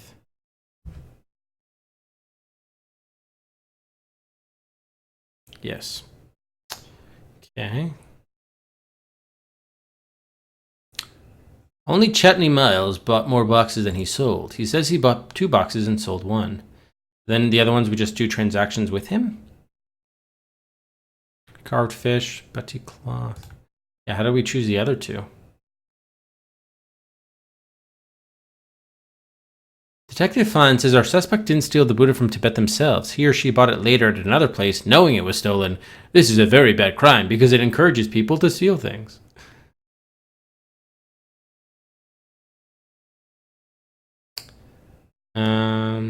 He said it was too confusing.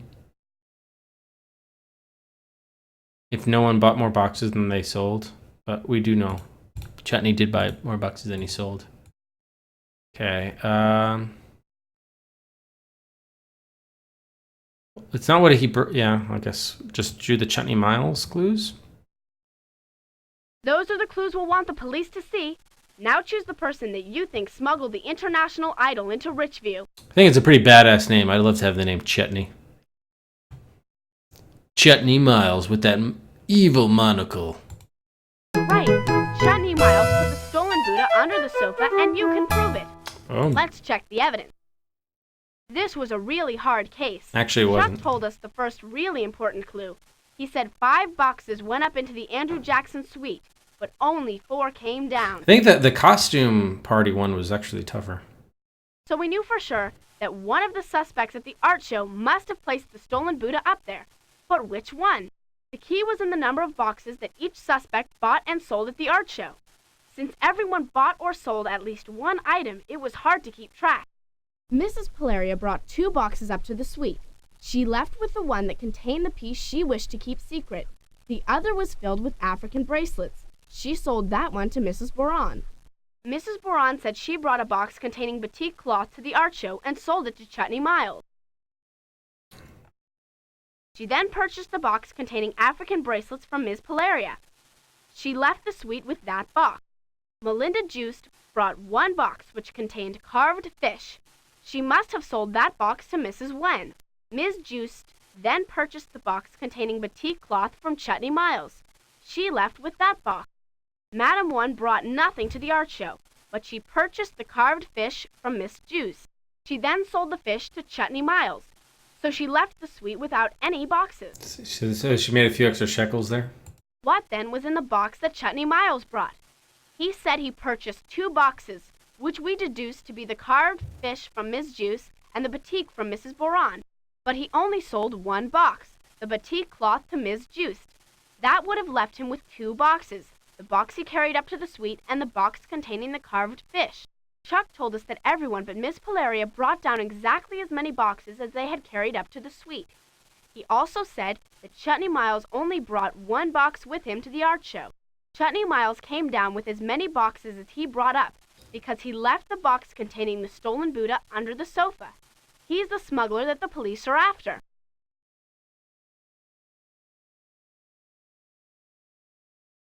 Collapse. Coffee craziness in capital. Ring of thieves all rolled up. When Jennifer Eagle and Hippo of the Eagle Eye Detective Agency nabbed an art thief here in Richview, they opened the way for international police to arrest an entire smuggling ring. The 2 detectives solved a box swapping problem to finger Chutney Miles, Chutney Z. Miles, Esquire, of Christchurch, New Zealand, as the one who smuggled a sacred and priceless Buddha into the USA. When caught, Chutney confessed and named all the accomplices who helped steal and sell art all around the world. The young detectives concentrated on logic. Detective Wat Fanang. Oh, good. They actually changed it from What Fun to What Fanang. They should have carried that over throughout the rest of the game, but more sloppiness by the game. Inconsistency, said in praise. They were not distracted by many confusing and important sounding clues. They are truly experts at the fine art of detective work. All right. 2 more to go. Case 56. The case of the antique autograph. Oh, again, we're doing George Washington. My God.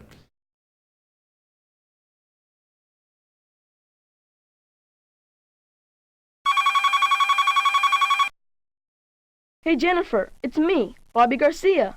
And me, Christine Lee. Christine Lee's involved this time? Okay. And Mark Moriarty. Okay. I knew it was only a matter of time before little Marky Moriarty would be back. And me too, Jennifer. Kathy Bragg. What is this, a conference call? How many people are on the line here? It's Michael Gallen. I'm on the line, too. Oh, my God.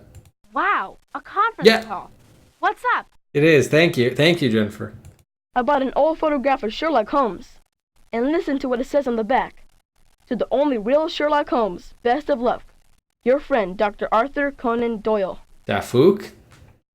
Is an old photograph of Sherlock? You mean like an actor portraying Sherlock? What's going on, Bobby? We're going to need more information. I'm actually kind of glad it's not George Washington again. I think it proves Sherlock Holmes was a real person. That's my theory. Oh, God. But these other guys think I'm crazy. It's signed on the back, Dr. Arthur Conan Doyle. Everyone knows Sir Arthur Conan Doyle wrote those mysteries. It's a fake, Bobby.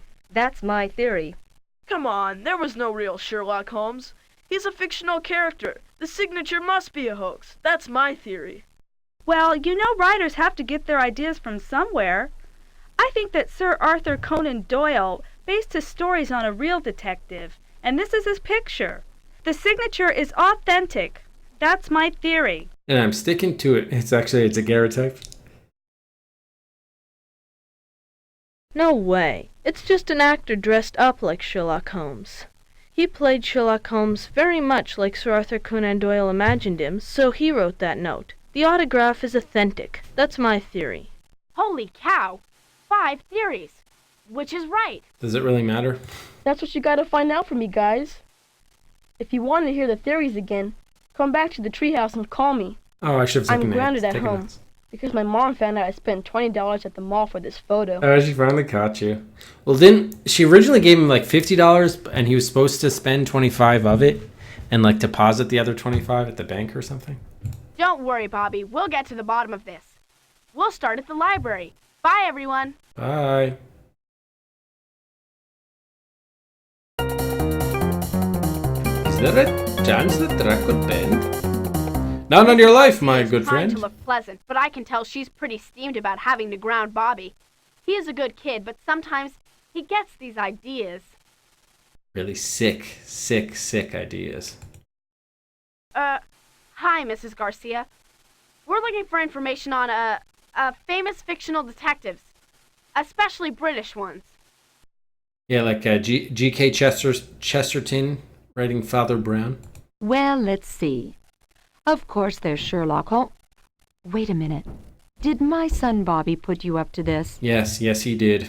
Well, yes, Mrs. Garcia. He can't do the research himself. He's grounded. Maybe you can tell us. I think she knows Was that. there ever such a man as Sherlock Holmes? Or did Mr. Doyle just make him up? I'll tell you what I told Bobby. There is no real Sherlock Holmes. But Mr. Doyle wrote the stories so well, many people were sure he did exist. I call it the big one. Thousands of people wrote letters to 221B Baker Street, asking for help with mysteries. By the way, this is a game on the raffle queue. 221B Baker Street. 221B Baker Street? Where's that? It's the address where Sherlock Holmes was supposed to live, in London, England. Now, if you want information about Sherlock's creator, Sir Arthur Conan Doyle, try the encyclopedia and the online catalog. I'll tell you what I told Bobby. He's not my son. Thanks, Mrs. Garcia. Bye. Oh, man. The catalog says the library has a book all about the life of Sir Arthur Conan Doyle. But someone has checked it out. It probably won't be returned for another week. Rats. Ah, nuts.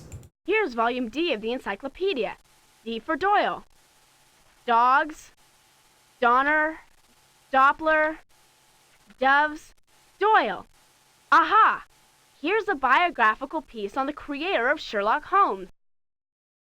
Arthur Conan Doyle was educated as a doctor. But his talent for storytelling could not be suppressed. He was known as Dr. Arthur Conan Doyle until August 1902, when he was knighted as Sir Arthur Conan Doyle by King Edward VII. Alright, so we can just say 1902 goes from Doctor to Sir. Doyle wrote many stories and considered his tales of the eccentric Sherlock Holmes to be among his lesser efforts. The public thought differently and demanded so many Sherlock stories that Doyle, angry, wrote a story in which Holmes bravely fell to his death. The outroar was tremendous, and Doyle was forced to write a clever story explaining how Holmes actually survived. Although he was the creator of Sherlock Holmes, Doyle didn't look like him at all. Yeah, I wonder whether that's supposed to be like Richard Donner? Could be. The director. Okay. Alright, so many places to go. Let's go to the Egyptian Theater. Find out who checked out this book. Michael Gallen thinks the man in Bobby's photo is an actor. Maybe we can get some clues here at the Egyptian Theater. Good thinking. Mr. Starr, we have some questions about the actors who have played Sherlock Holmes. Oh, Jeremy Brett, I believe, was one. Who else? You got Robert Downey Jr., of course. Who's the other? Nigel something or other? Yes. Basil Rathbone, I think, was one. Wishbone. Action Holmes. Like Basil Rathbone. Yeah, Basil Rathbone. Great in The Hound of the Baskervilles. He said, "Come, Watson, the game's afoot." Dr. Watson was the name of his companion, you know. I do know that, yes. Would Mr. Doyle call Basil Rathbone the real Sherlock Holmes? Oh, no. The real Sherlock Holmes is still alive and living out in the English countryside. He still raises bees for a living, although he's about 150 years old. What? 150 years old? Are you sure about that, Mr. Starr? We read that Sherlock Holmes was a fictional character. Oh yeah, Benedict Cumberbatch, absolutely. Well, don't believe everything you read. I have proof. Here's an article that says just what I told you about Sherlock Holmes, and it has pictures and everything. It's in Bizarre Gossip magazine. All right, you just lost all credibility there, Mr. Starr. Bizarre Gossip? Isn't that the magazine that tells its readers what Elvis Presley is doing each month? That's the one. This month he's traveling with two-headed space aliens. You're right, Mr. Starr. Don't believe everything you read. Nah. Excuse me, Nicola. Nicola? Nicola? Earth to Nicola. Oh, hi, kids. Sorry, I was reading my book and didn't see you two walk up. Nor did you hear us talking to you, apparently. What are you reading that's so absorbing? It's the story of Sir Arthur Conan Doyle, You the took man the who wrote book. the Sherlock Holmes mysteries. I'm a big fan of Sherlock Holmes, but I never read anything about Mr. Doyle before. It's pretty interesting. Maybe you can tell us. Was there a man that served as inspiration for Sherlock Holmes? Or did Mr. Doyle just make him up entirely in his head? Nicola. Mr. Doyle was inspired by a surgeon he met named Dr. Joseph Bell, who had a keen eye for detail. But the character we know as Sherlock Holmes, with the deerstalker cap, the pipe, and the razor-sharp mind, was created by Mr. Doyle. We were wondering if an actor ever played Sherlock Holmes. That's a stupid question. Many actors have played Sherlock Holmes, yes. There has been at least one, yes. Lots of them. But the character is defined so strongly in the stories, it's a really hard part for an actor to play well. Tell that to Jeremy Brett. You know, it's funny. Arthur Conan Doyle never really liked Sherlock Holmes. He even killed him off once so that he could devote his time to good literature. But he created a character that could not die. Oh boy. Okay, next stop. Should we go to the mall? Let's go to the mall. Ooh, we got Jackie Q King here. This is Matt's favorite guy. Jack This Queen looks like King. the place where Bobby bought his antique photo of Sherlock Holmes. Hi there, kids. What you want? Autographed baseballs, footballs, basketballs, movie posters, movie photos. I got all the stars. We want you, Jackie King. We want you and your gold tooth, your slicked back grease hair, and your tie with your snazzy window pane jacket. We wanted to ask you about a photo of Sherlock Holmes you sold to one of our friends. Sorry, kids, but that was a one-of-a-kind item. You want Sherlock Holmes stuff? I got some old movie posters, that's it. Have a look at 'em if you want. Sure I can't interest you in an Amy Jo Lana poster? Jolana. Yes, you might be able to interest in us than that. How much is it going for? The movie posters look very old and battered. They have drawings, not photographs on them. One of them is for a play called Sherlock Holmes, starring an actor named William Gillette.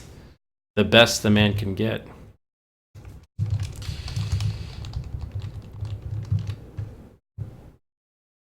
What?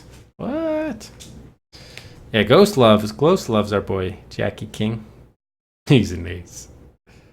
Agatha Christie hated Poirot? I did not know that. Did she prefer, Marple? Jane Marple? The poster announces that the play will be performed in Richview on December 15th, 16th, and 17th in the year 1900. Okay. Next up, the Historical Society. Actually, you know, we probably should get the kids' versions again. Eagle's Nest. Yeah, why don't we do that?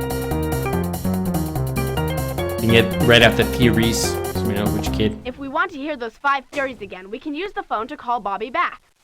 We have to decide which theory is the right one, so Mrs. Garcia will unground Bobby. Can we not, so that Bobby's grounded and we don't have to hear his annoying voice again? I vote for that option. Hi. Listen, the photo looks real old. And there's a guy with a deerstalker hat, a cape, a pipe, the magnifying glass, those piercing eyes, the hook nose. You know, Sherlock Holmes, detective. And listen to what it says on the back. To the only real Sherlock Holmes, best of luck. Your friend, Dr. Arthur Conan Doyle. My theory is, it's all authentic, and proves Sherlock Holmes was a real person. Sherlock was real. We're just saying Sherlock was real. That's really your theory? Okay. My theory is, it's an obvious fake. It's signed on the back, Dr. Arthur Conan Doyle. Everyone knows Sir Arthur Conan Doyle wrote those mysteries. Fake photo. All right, well, we know he used to be called Doctor, so that Christine's probably wrong. My theory is not a theory. It's fact. Sherlock Holmes is a fictional character, and his arch-enemy, the evil Professor Moriarty, was made up too, by the way. It's a hoax. Bobby should go and get his money back. This case feels like it should be the last one, you know? It's like Mark Moriarty realizes who he's named for, and he's like, oh shit, and then he like spontaneously combusts as there's some sort of space-time continuum paradox, ripping the fabric, etc., etc., etc. Oh boy. Okay, so okay, hoax. Oh wait, so fake photo because of Doctor, and you're saying hoax because Sherlock is fictional. My theory is that Sir Arthur Conan Doyle based his stories on a real man, and this is his picture. The man's name isn't really Sherlock Holmes, but he was a clever detective and inspired the stories. The autograph is authentic. Well, actually, I mean, the real man was Joseph Bell, but he was a doctor, not a detective, so... a real man detective. Okay. My theory is, it's just an actor who played Sherlock Holmes. He played him so well, Sir Arthur Conan Doyle signed his picture and wished him luck. The autograph is real. So it could be William Gillette. We'll keep that in play for now there, Michael Gallen. You might be right. All right, let's visit a couple more places here. We got Brass Monkey Antiques. Crap. This is a good idea. An antique shop might know about old photographs and autographs. Oh no, not Polaria again. I examined Bobby Garcia's photograph, and I can tell you, it is definitely an old one. From around the turn of the century. Yes, they had photographs back then. We don't sell autographs, however. It's hard to prove they aren't forgeries, and we guarantee that everything we sell here at Brass Monkey Antiques is authentic. That's it? That's all you have to say? So she basically photographs were a thing in 1900. That was her contribution. Alright, last stop, the Historical Society. Maybe the Richview Historical Society will have some clues about the real Sherlock Holmes. We need to figure out whose theory is correct. Information about books and plays would have to come from the newspaper files. Before the Egyptian Theater opened, in 1923, Richview had no movies. Instead, companies of actors would come into town and put on plays. Oh.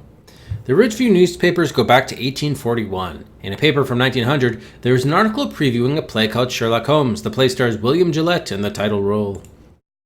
The article says, the character of Sherlock Holmes has reviewed the play and met the actor, or the creator, I should say, and is most approving of his portrayal as the famous detective. In fact, we have seen proof the actor and the author are now great friends. All right, so it looks like Michael was right. It looks like Mikey boy. And right, so he's the actor who played Sherlock in 1900 when he was still Dr. Conan Doyle. Okay, so let's solve it. I think you've figured out who has the right theory about Bobby's photo of Sherlock Holmes. Pick the 3 clues that best solve the case. All right, we want Michael's. To the only real Sherlock Holmes, best of luck, your friend. Okay. Let's see. Yeah, played Sherlock Holmes so well, Conan Doyle signed his picture, wished him luck. Okay.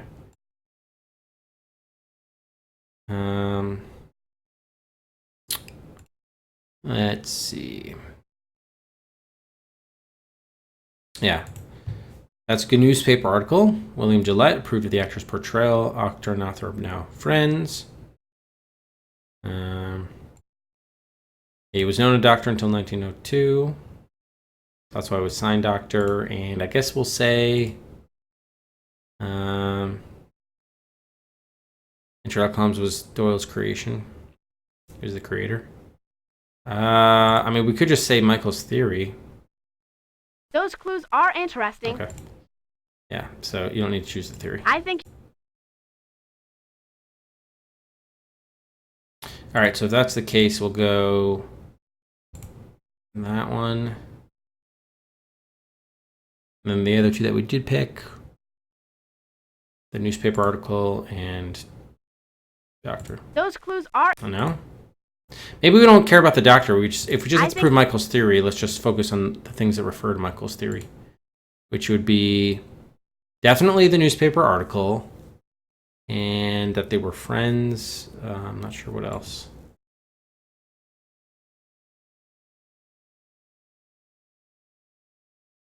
I mean, I guess it's definitely old, so that proves that the photo is legit. Those clues are... Oh, shit, no, I didn't. I meant to hit down, not solve.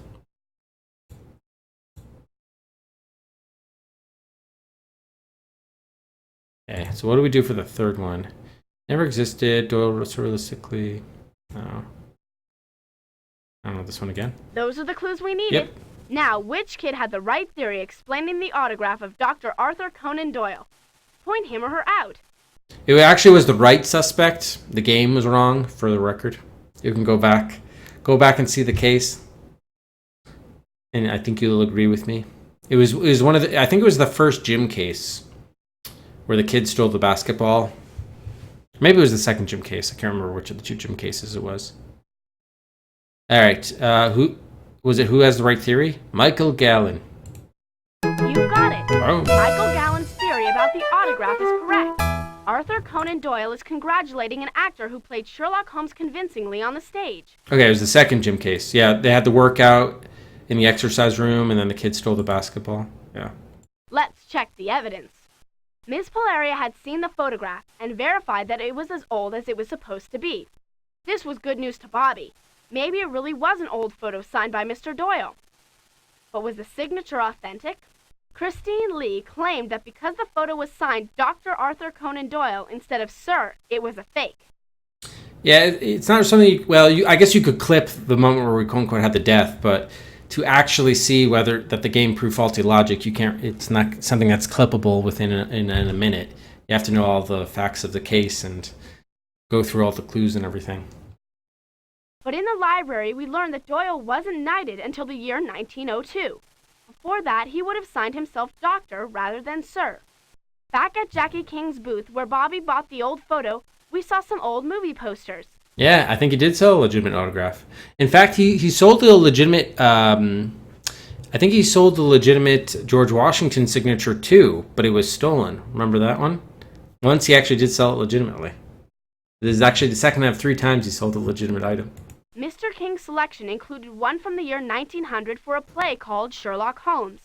Could the actor in the play have been the man in the photo? Yes! We found an old newspaper article at the Historical Society that said both the play and the actor were heartily approved by Dr. Doyle. Not only that, but they had become friends. Bobby's photo was signed, Your Friend. Michael Gallen said the photo was of an actor dressed up as Sherlock Holmes. Michael's theory was the best.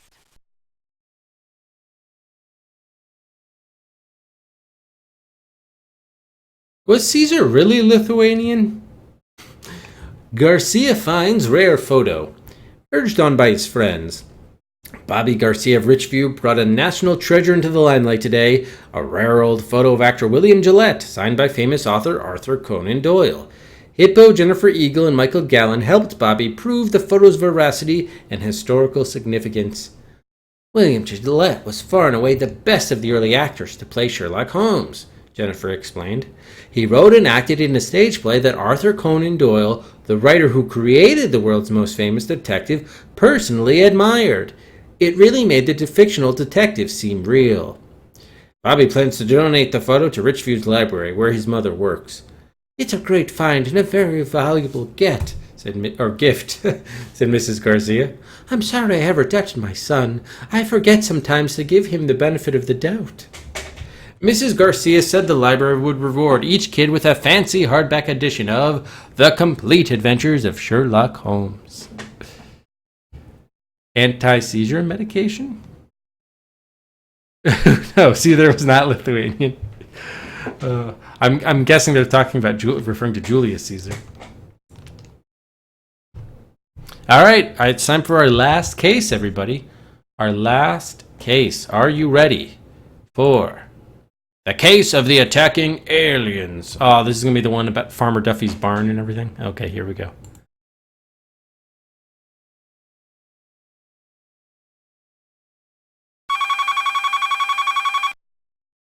Oh, good. The phone. It's a holiday weekend and it's boring. Boring. Seems hardly anyone is in town. Eagle Eye Detective Agency, Jennifer here. Hello. We are people from another world. Ooh. We would like to hire some detectives to prove to your world that we are real and come in peace to help you. Imagine if this actually happened. Like, we need to hire some kids to prove that we're actually aliens. Excuse me? Could you repeat that, please? Hello. We are people from another world. They literally we repeat would it. like to hire some detectives to prove to your world that we are real and come in peace to help you. I love it. Repeated it verbatim. Love it. Yeah, okay, I got it. If you are people from another world, how did you get our phone number? The white pages, idiot. There is a thing of papers. It is called directory, we believe. Thing of papers? Directory? Oh, you mean the phone book. That's right. We are the only detective agency in Richview. Waka waka. Book. We do not understand all your words. We know words only by the thing you call radio. Sorry. We ask you detectives to come meet us so you can prove that we are real and come in peace to help you. And I would really love this if the answer to the case is that they actually are real. Let's see. I hope. Come meet you? Sure, I guess. Where are you? I doubt it, but I can hope. There is a thing of water and land. It is called beach. There is no one here. Thank you for calling. We are signing off now. Goodbye. Actually, you called us, number one. And number two, how did you find a telephone? At the beach. Goodbye. This is the most flabbergasting thing I've ever heard. Come on, let's go to the beach. All right. We're going to do a fun thing now. Who thinks that let's quickly pause. We'll do a quick bet. It's either going to be really aliens or that it's fake and Marky Moriarty's behind it. There are no other options. It can't be fake and no one else doing it. So let's see. How do I do a new one here? Set all. Okay. Alien case. Real aliens Marky Moriarty hoax. We'll do it for 1 minute, and you can bet between 1 and... You can't look it up. Don't look it up, because that's no fun. But between 1 and 50 Cedrics.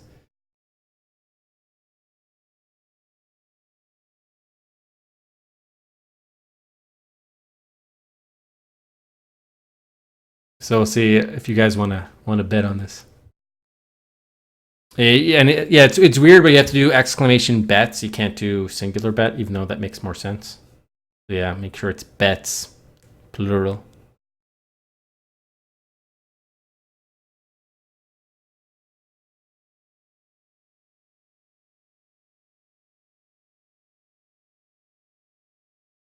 Okay. At least somebody put some money on aliens. Actually, I think the bet singular might be working, even though it says it's not. It wants plural. All right. So if everyone bets like on, if everyone bets on the Marky Moriarty hoax, then you're not really going to win that much because there's not much. There aren't many Cedrics on the other side. Okay.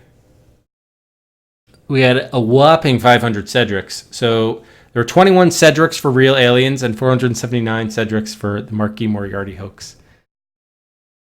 If it's a hoax put on by someone that's not Marky Moriarty, then everyone just gets refunded. Okay. Let's resume our timer. And we'll go to the beach. Buccaneer Beach.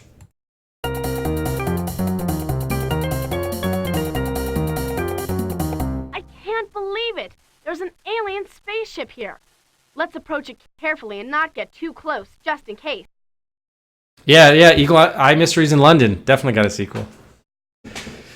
Yeah, no, and it's not double your thing. It's there's just the pool of Cedrics that you guys put in, and then depending on who wins and how many Cedrics were apportioned, so it all depends. I think last time, we did a bet on all of the Windows special games, which game finished last, and there were 3 people who picked the right game. One of them was Nico. I think he bet 100 Cedrics and won 1,100 or something like that. So it was far more than double. Hello, America, and thank you for tuning in. You're welcome, real alien? ? He or she sounds like an old-time radio guy.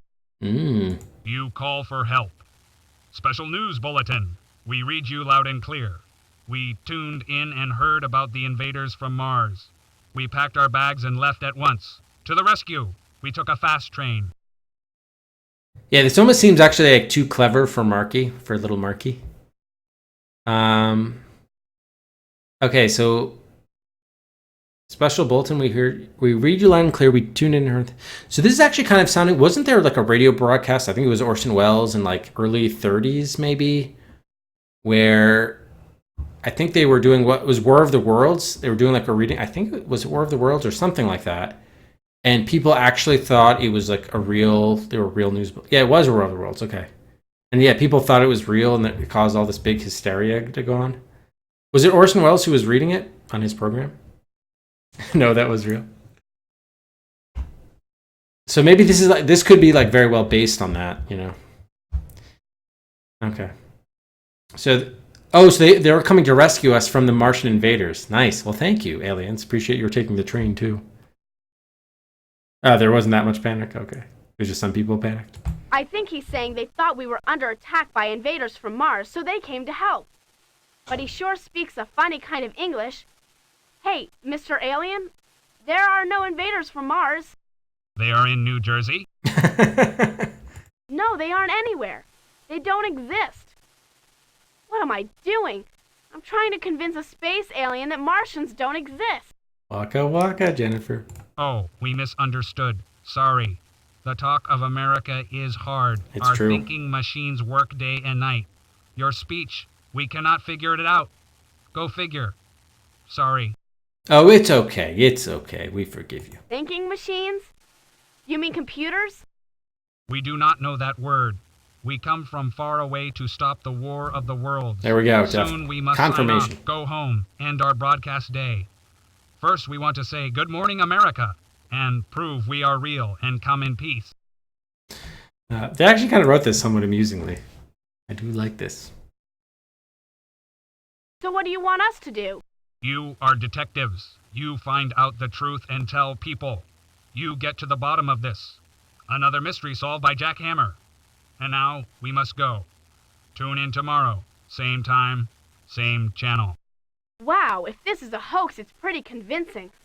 I think we better go tell people about this. Why don't you actually wait until the spaceship takes off? That would be more entertaining. And you can get a good data point there on whether it's a hoax or not. All right, to the library.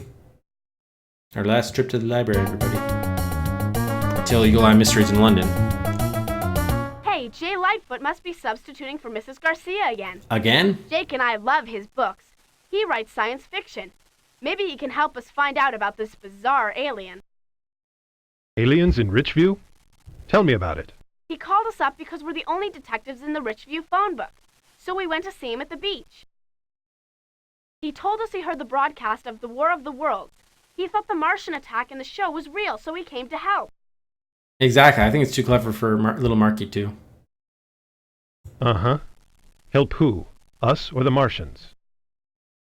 Us, of course. He talks really funny because he learned English from the radio shows of the 1930s. He says stuff like signing off when he means going away. Uh-huh. Go on, Jennifer. He has a hard time with English. He says the thing with papers when he meant book. He said his computers were working night and day trying to figure out how to talk in English. Hi, Rufus. You brought your tennis ball here, buddy? Want to give me your tennis ball? Oh, there you go. Good boy. Okay, that's far enough. It's a good story, but it's got a plot flaw, see? Computer is a common word today, but back in the 1930s it was pretty much unheard of. But he said thinking machine. It's hard for us to imagine, but not that long ago Americans didn't have such things as computers and television sets. They became popular well after the 1930s. If he said computer, he's proved that he's a hoax. Well, he didn't say computer, he said thinking machine. And secondly, it doesn't prove he's a hoax. Even though he learned most of the way he speaks from like radio broadcasts from the 30s, it doesn't mean he didn't hear any other words from any other source. Narrow-minded logic of this game. All right, books. The encyclopedia reveals that The War of the Worlds was a book written by a man named H.G. Wells in the year 1898. In the book, Martians arrive in spaceships and attack the Earth with huge walking machines. A man of great imagination, H.G. Wells helped invent what we now call science fiction. His books, which include The Time Machine, The Invisible Man, and The War of the Worlds, are regarded as science fiction classics. On October 30th, 1938, a man named Orson Welles remade War of the Worlds into a radio drama. It sounded like a real radio news program, and many listeners believed that Martians were attacking the people of New Jersey. Okay. A science book in the reference section explains some theories about extraterrestrials. Although rumors of visitors from outer space have been reported, no scientific proof exists to verify the existence of life on other planets. Oh. Most UFO, unidentified flying object sightings, turn out to be hoaxes. Most, not all. Weather balloons, methane clouds, and various other natural and man-made events have often been confused as visitations from other planets. Scientists researching our solar system have been unable to find any trace of even the smallest single-celled life forms on Mars or any other planet. Okay. Oh, Rufus. 1 second, guys.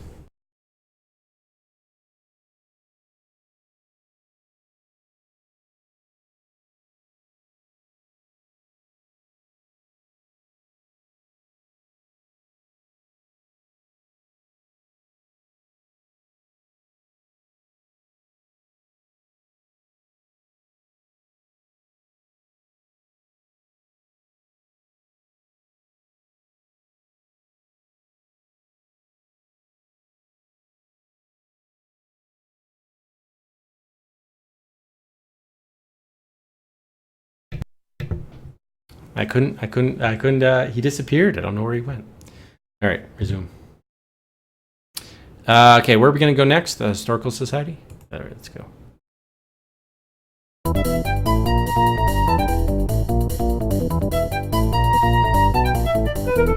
I kind of doubt that Richview has a history of meeting aliens. Let's just ask Mrs. Arnold about radio in the 1930s and not mention the alien, okay? Not okay, Jennifer. I say we tell her everything.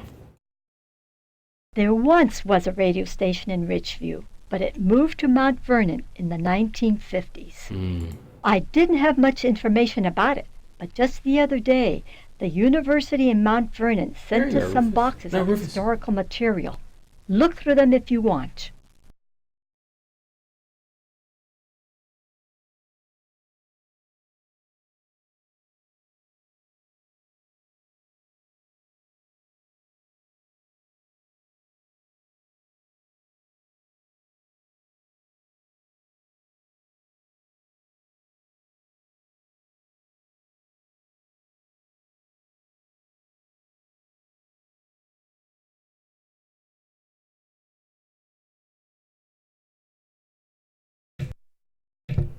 Don't want Rufus barking. My wife went to sleep for an early morning, so I don't want him. Right, Rufus? We don't want you waking up. This is Hippo, buddy. Here you go, buddy. Some fox outside, probably. Probably, right, buddy? Okay. All right. Yeah, time for bed. Yeah, Rufus, you want to?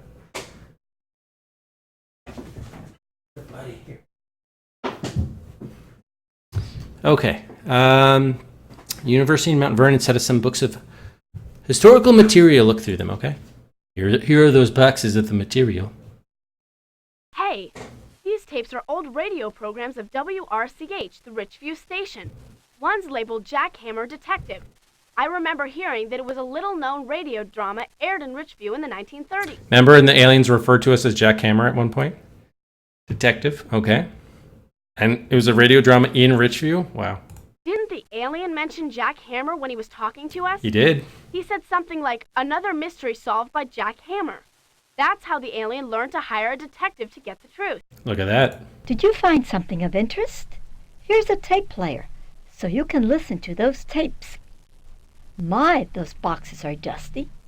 You are the first people in Richview to have seen that material for a long, long time. You and Jennifer listened to some of the old programs. Oh, I thought we were actually going to get to hear them. Every episode of Jackhammer Detective ends with the announcer saying, another mystery solved by Jackhammer.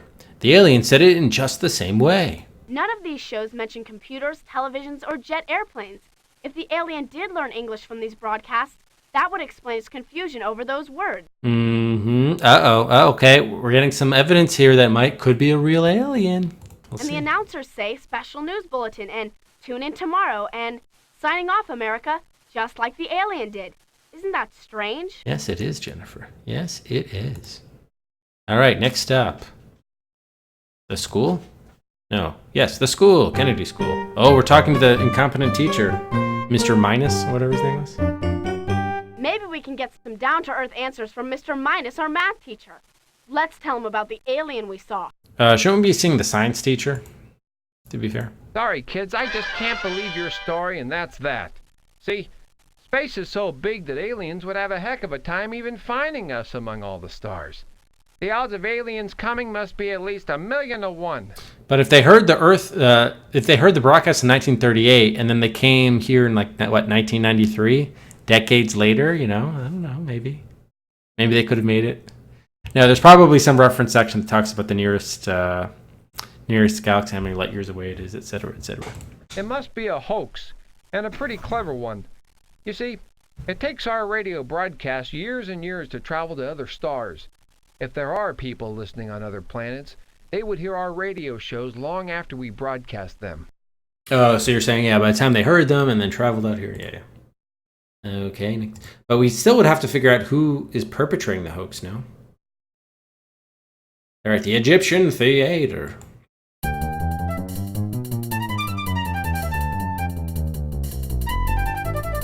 Mr. Starr is a collector of UFO stories. He might have some information we can use. Let's tell him all about the alien. Kids, you've seen an unidentified flying object. This is fabulous news. When the papers carry this story, loads of people will visit our town. My theater will be full every night. No, just because that means people will be in town doesn't mean they're going to be watching movies. It'll make a great story. Aliens come to save us from Martians. It's believable, too. All the facts you told me about the War of the Worlds broadcast are correct, you know. What are the facts about that radio show, Mr. Starr? The War of the Worlds was originally a book by that great science fiction visionary H.G. Wells. It was a made-up story of how greedy Martians attacked the Earth and lost. Okay, you're just repeating what the library said. Did our armies beat them? No. The Martians had super scientific weapons, and they were winning, but they caught a minor disease like the flu, and they all died. Anyway, in 1938, a man named Orson Welles made a radio drama based on the book. He had actors talk like news reporters and lots of sound effects. He made it seem like Martians had actually landed in New Jersey and were going to take over the world. Wow, Earth, you don't believe in his, you're taking issue with his pompadour, aren't you? Most people knew it was a made-up drama, but some didn't. They called the police and barricaded their homes. My dad was 10 years old at the time, and he and his dad got ready to fight the Martians here in Richview. It's like, yeah, my dad was an idiot. Like many humans did, your alien must have thought the broadcast was real. That's why he asked if there were Martians in New Jersey. Wow, Mr. Starr. We're glad someone believes that we've seen a real alien. So, yeah, Jennifer, you believe it too then, huh? Wait a second, you two. You don't think the alien is real, do you? Listen, I've read a whole bunch of UFO stories just like it. Take it from me. There are no aliens from space. Men have been on this planet for thousands of years, and all that time, has there ever been any solid proof that aliens have visited us? No. Plenty of people say they've seen them or something mysterious, but there is no proof. Didn't he say that earlier, though? The opposite in the prior case? All right, last stop. Taylor Park. To Dr. Kanara. Here we go. An astronomer. She's an astronomy Here's professor. Dr. Kanara, the astronomy professor from the university. Let's tell her all about the alien we saw. Jake called me and told me about the phone call. Most unusual. I went over to Buccaneer Beach, but I didn't see anything. That doesn't mean that the alien doesn't exist. It may be hiding from people other than you. And me. Don't forget about me, Kanara. Frankly, Jennifer, my specialty is not alien life forms. As an astronomer, my expertise lies in the study of stars. To date, no one has proven intelligent life exists on any planet other than our own. Yeah, exactly. Yeah, thank you, Dorel. It just escaped me. But yeah, you were saying Sherlock was 150 years old and real. However, when you consider that there are billions and billions of stars, it seems possible that some star somewhere has a planet with living creatures on it. And maybe those creatures have learned how to travel through space. What kind of form would alien life take? That's anyone's guess. Perhaps they might sound like the creature you heard. Who knows? It's a totally new idea. Totally. Almost anything is possible when it comes to aliens from outer space. It's true. From what you told me so far, it seems like it would be impossible to prove or disprove whether this alien is real. But if the alien said something untrue, that would be a different story. Good point, Dr. Kanara. Yeah, because there's nothing about the alien that we could prove is real. So we can only disprove the story. We can't prove it, really. Because you could just hear a bunch of things from the 30s. That doesn't mean that you're an alien. Yeah. Okay, so let's take a look at our gadgetry here. If you think someone has shown the alien to be a hoax, select 3 clues that prove it. If we can't prove that the alien is a fake, choose 3 clues that show why it might be for real. Yeah, I don't think we can prove it's for real. We could only show fake because, yeah, just because you hear old broadcasts doesn't mean you're an alien. I mean, okay. Let's see. Claims a responding call. Thinking machine working day and night to figure out the English language. You didn't know the word computer. Math teacher must be a hoax. Okay, 1,000,000 to 1 doesn't prove anything, though. It just says the odds are low, but that doesn't prove anything. Okay, even radio ears take years and years to travel to the stars. Again, that doesn't prove anything either, though, because it was decades from the 30s, really. Jay Lightfoot. If the alien said the word computer, then the alien was definitely a hoax, but they didn't say that word, so we can't use that. So far, scientists have been able to prove the existence. That doesn't really mean anything for this case. 1938, very realistic. Collects UFO stories. No solid proof. But that doesn't mean that this isn't proof. Jack Hammer. Only spoken words and phrases that were used in radio shows of the 30s. Canara says possible, but has not been proven. Yeah, it'd be impossible to prove or disprove whether the alien is real, based on what we know so far. That's true. So we can only prove whether it's false, but did the alien slip at all? The alien made a mistake and talked about something you should have known, then the alien proved it's a hoax. But yeah, that's the weird thing about this. The alien didn't say anything that could prove it was a hoax. It only proves that it would listen to 1930s stuff. I mean, I guess if we were going to say it's a hoax, we would choose the radio waves thing. And that, yeah, I guess you would go, the radio waves would take years and years. I'm not a huge fan of that, but there's no way we can prove it is. Wait, what? Hold on a second. What did she say again? Let me just, I'm going to intentionally choose the wrong one. Well, actually, I guess it's fine.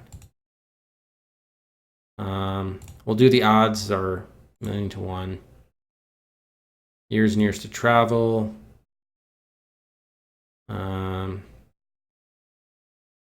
This actually might be like proving that it's, we can't prove it, but we can't prove it's real, but we also can't prove that it's false. So it's kind of like a trick question. That's why I wanted to hear what her instructions were, overall context. Wait, who said I called him? Mark Moriarty. Oh yeah, when he said thanks for calling. Right. Old tapes have been at the university in Mount Vernon. Oh, until a few days ago. Oh, really? Oh, I didn't see this. I didn't realize that. Okay, we'll go with that one. I'm afraid those clues aren't the best ones to settle this matter. I didn't realize that someone had stolen the what did she say about this again? If you think someone has shown the alien to be a hoax, select 3 clues that prove it. If we can't prove Who's that the alien is a fake, choose 3 clues that show why it might be for real. I don't think we can prove it's a hoax, so I guess we have to prove why it might be real. But that it doesn't prove why it might be real. It's just proving why it's possible, not why it's real. Why it definitely is real. Yeah, you didn't know the word computer. Yeah, we could try the other way.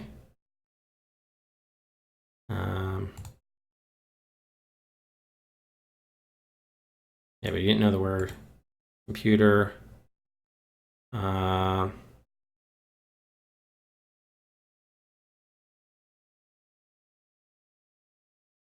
Spoke only in words and phrases that were used in the 30s.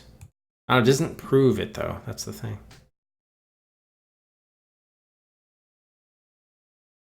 We could prove the alien is a hoax, but it didn't make a mistake by talking about something it should have known about.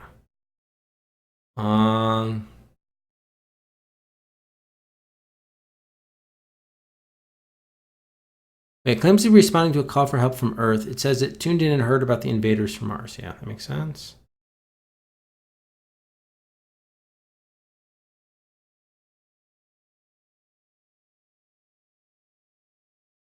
Yeah, this is a strange one, huh?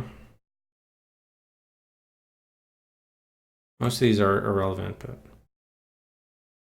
it's not been proven. Yeah. I feel like we don't have enough. Did we go everywhere? I feel like we don't have enough clues. Yeah, we did go everywhere. Okay. Where are we right now? At the park. Okay.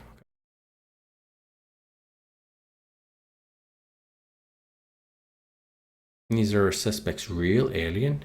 Oh, and then the alternative is one of these 4. Oh, okay. So the alternative is one of the 4 stole the tapes. It's putting us on. That would probably be Jay Lightfoot. We prove it's Jay Lightfoot. If you think someone has shown the alien... Could be.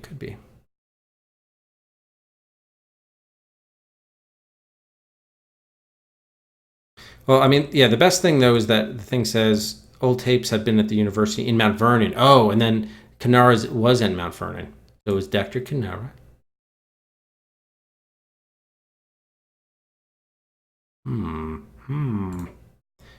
Yeah, she is an astronomy at Mount Vernon. Interesting. So what is the other incriminating information against Kanara? Nothing in what she said, really. It's really just proving that she had like a motive to do it.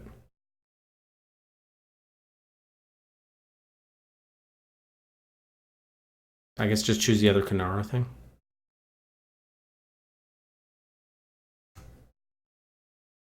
No? For heaven's sakes. If you think someone has shown the alien to be a hoax, select 3 clues No one that really prove did, it. though. If we can't prove that the alien is a fake, choose 3 clues that show why it might be for real. So I have to choose one person that says it's a hoax? Did anyone say 3 things? Like, he only said one thing. Jay only said one thing. Same with Star. This is just strange. They didn't, like, lay this out properly. Unless I'm, like, missing something entirely.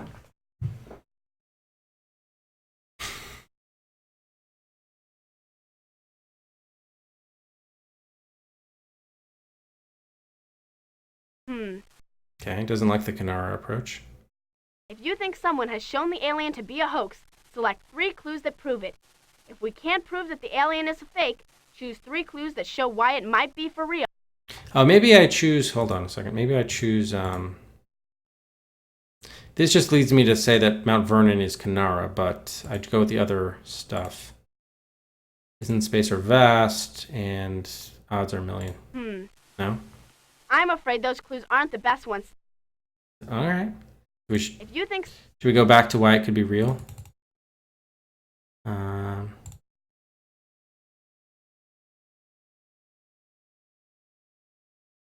Could be real, not that it is real. Okay, that's fair. That's fair. Oh yeah, I am missing Marky. There is no Marky Moriarty involved. And then I guess that he didn't make a mistake.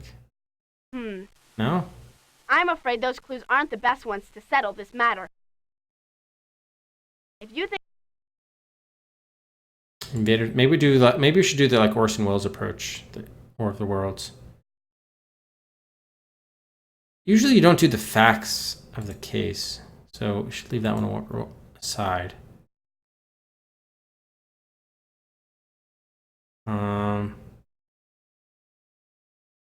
Fooled many people. Radio show. More radio show.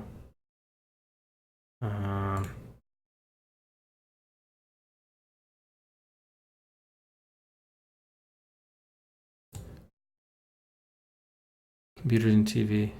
Okay.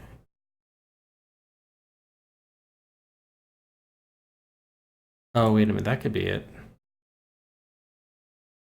If we do the 2 radio broadcasts and the radio tapes, that might be it. Okay, hang on. Sorry, guys. We're so close to the end. We're gonna turn off bias. Okay. Yeah, maybe it's the radio ones. Hang on. Can I like undo this? Okay, thank you. If you think... All right, so we could disprove it maybe by doing the radio ones. So radio waves taking years and years. Mount Vernon. And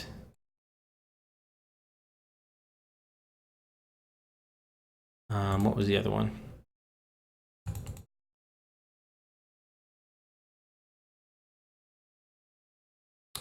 Tuned in and heard about the invaders from Mars. It would have taken so long for it to reach them.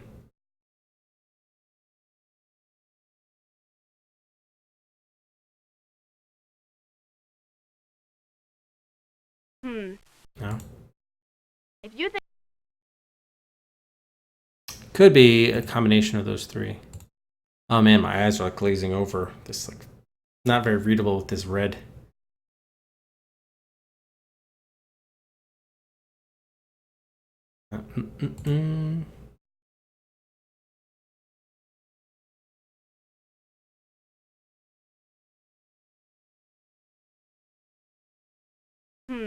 No, didn't like that one either. Oh, what the hell? This is not laid out You think very well. someone has shown the alien to be a hoax, select 3 clues. But then we'd have to say who perpetrated the hoax, right? And I guess we would say Kanara, since the tapes went missing from Mount Vernon and she's the only one from Mount Vernon. It's a little like circumstantial, but that's the logic. That's how far the logic of this game goes.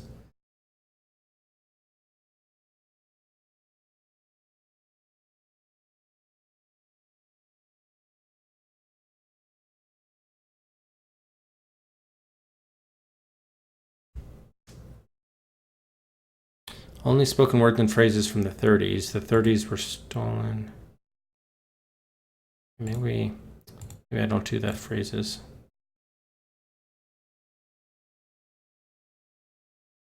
But it did take years, to be fair. Just depends on how close like the nearest galaxy would be that candidate planet these aliens could be from.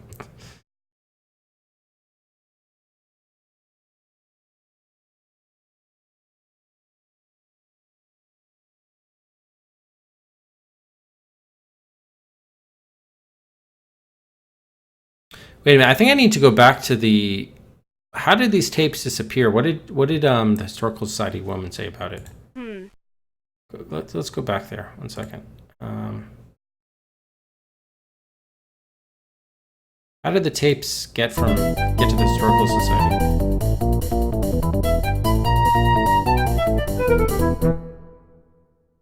Hey, these tapes are old radio programs of... Didn't the alien mention Jack... Did you find something of interest? Here's a tape. None of these shows mention... And the announcers say special news bulletin and... There once was a radio station in Richview. I didn't have much information about it, but just the other day, the university in Mount Vernon sent us some boxes of historical material. Look through them if you want. So maybe this is Kanara just trying to get publicity for something? She sent it from the university. Okay. It's not like someone stole them. I think Kanara just sent him over here to like perpetrate that. Okay, so that makes me a little more sense. If you think someone has shown the alien to be a hoax, select 3 clues that prove it. If we can't prove that the alien is a fake, choose 3 clues that show why it might be for real. Maybe Kanara's just trying to prove why it could be real, although she's not really doing a good job of it. Because no, she herself even says you can't prove or disprove whether it's real. So it's more like why it could be real. Maybe that should be our operating principle. I mean, this is so like fucking wishy-washy. I mean, come on. So it could be real because it heard it from the 30s and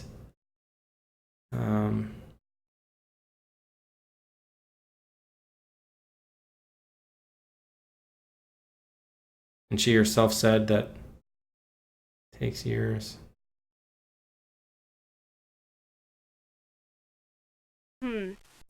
Oh my god, this is really bad. If you Alternatively, we can say why it's a hoax, but the alien itself the fake alien didn't trip up, so technically we can't prove it's a hoax. From the information, very limited information we got, we can't prove it's a hoax and we can't prove it's real. Like, so I actually absolutely agree with Kanara on that point right here. Just based on this one thing.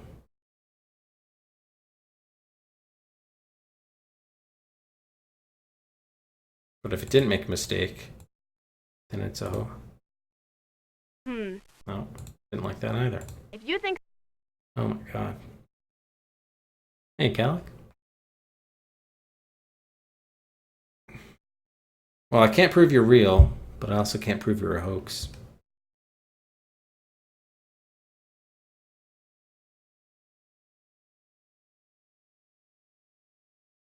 Actually, well, couldn't this, I mean, even though it didn't say computer, like, did they have thinking machines, quote unquote? Maybe we could use that to be hoaxy.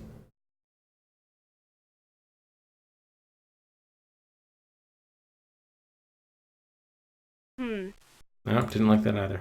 If you...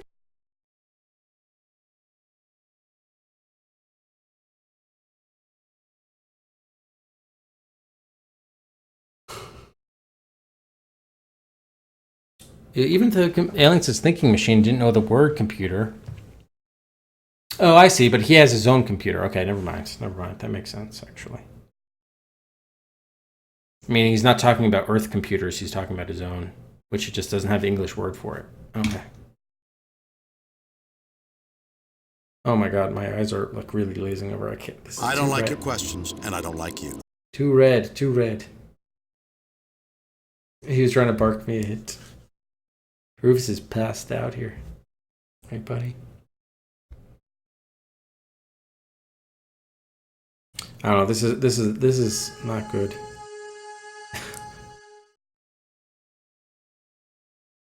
Because you can't prove it's real, you can't prove it a hoax, but that's what she's saying to do. You can't do either.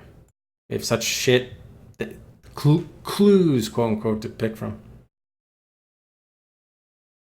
And I like this though, because it just helps you, points you to Kanara. But I guess it doesn't prove that it's a hoax, really.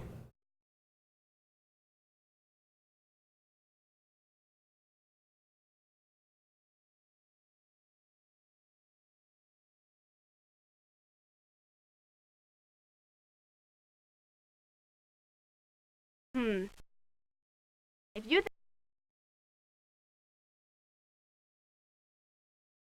Tuned in.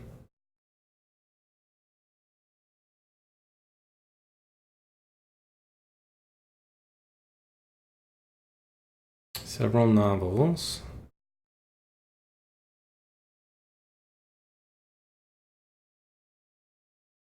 Unable to prove the existence of life. There, empty head.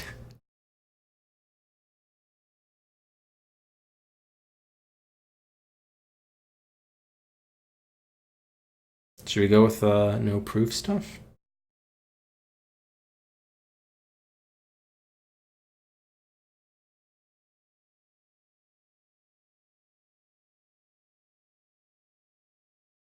Not been proven. Nope, didn't like that approach. I'm just trying like new organizing principles. This is really dumb because usually, like, you know exactly what it is. You just have to. I know when I have trouble choosing the clues, I know exactly like what I want to say. It's just what three clues the game has in mind to say it. But in this case, it could go either way. Since we can't prove it's a hoax and we can't prove it's real. Like, what does the game want from us?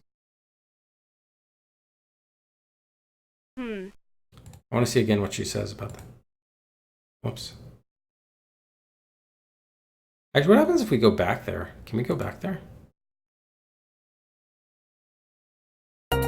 Someone else went back there and they said they couldn't see anything. Hello, America, and thank you for tuning in. he or she sounds like You call for help. Special news bulletin. We read you. I think he's saying they thought we were under attack by invaders. They are in. No, they aren't anywhere. They don't exist. Oh, we misunderstood. Sorry. The talk of America is. Thinking machine. We do not know that word. We come from far away to stop the war of the worlds. Soon. So what do you want? You are detectives. You find out the truth and tell people. Wow, if this is a hoax, it's... Okay, not helpful. If you think someone... All right, let's try again to say it's real or could be real. I think that was our first approach, but didn't really work.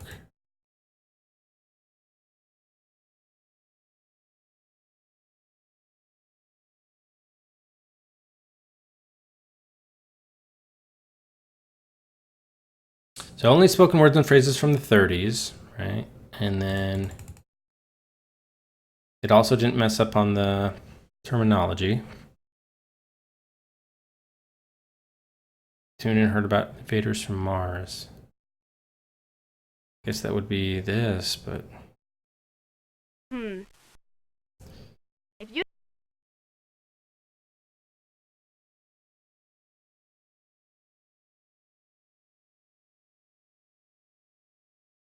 See, I don't like how they say years and years. I wish they would quantify this. I mean, I know it's more than, you know, whatever, 60 years, but, or I guess more like 55 years.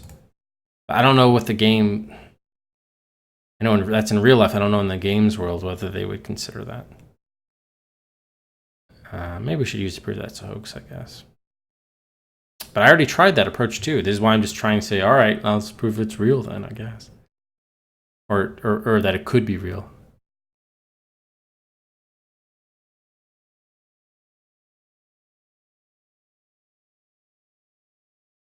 Oh my god.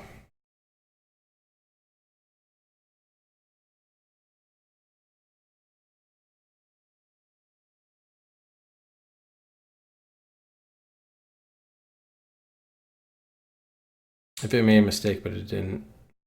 Nope, doesn't like that approach. If you think Oh my god, what the hell? I might have to ask for a hint. This is crazy.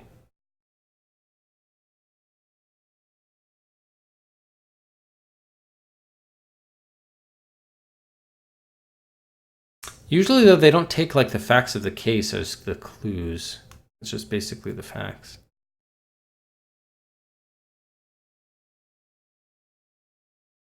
Okay, if we want to say it's a hoax, we could do boom, boom.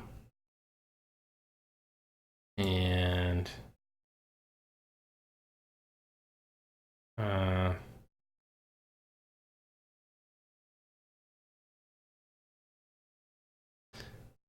hey, bumbers. Come poopers.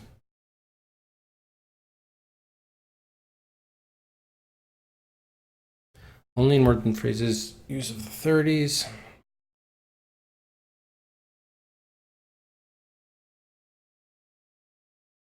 Okay, so did the alien talk about something they didn't know about? Only using 30s radio shows.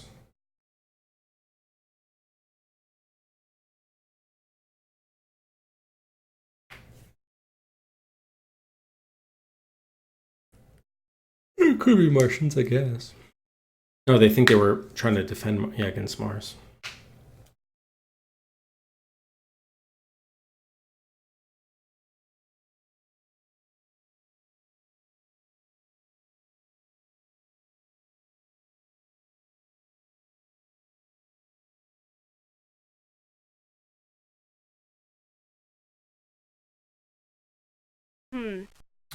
Oh my god. if you think some Yeah, like this fucking could be anything. Sometimes the way the game logic is just weird.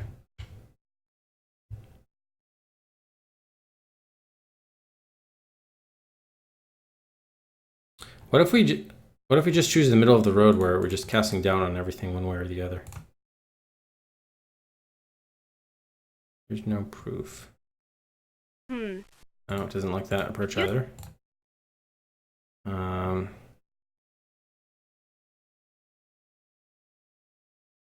Maybe we just let's do a War of the Worlds approach.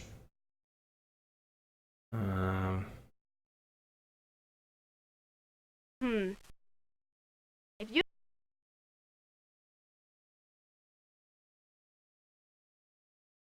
Those are the clues we needed. Oh my god. Now, if you think someone proved the alien is a hoax, select that person.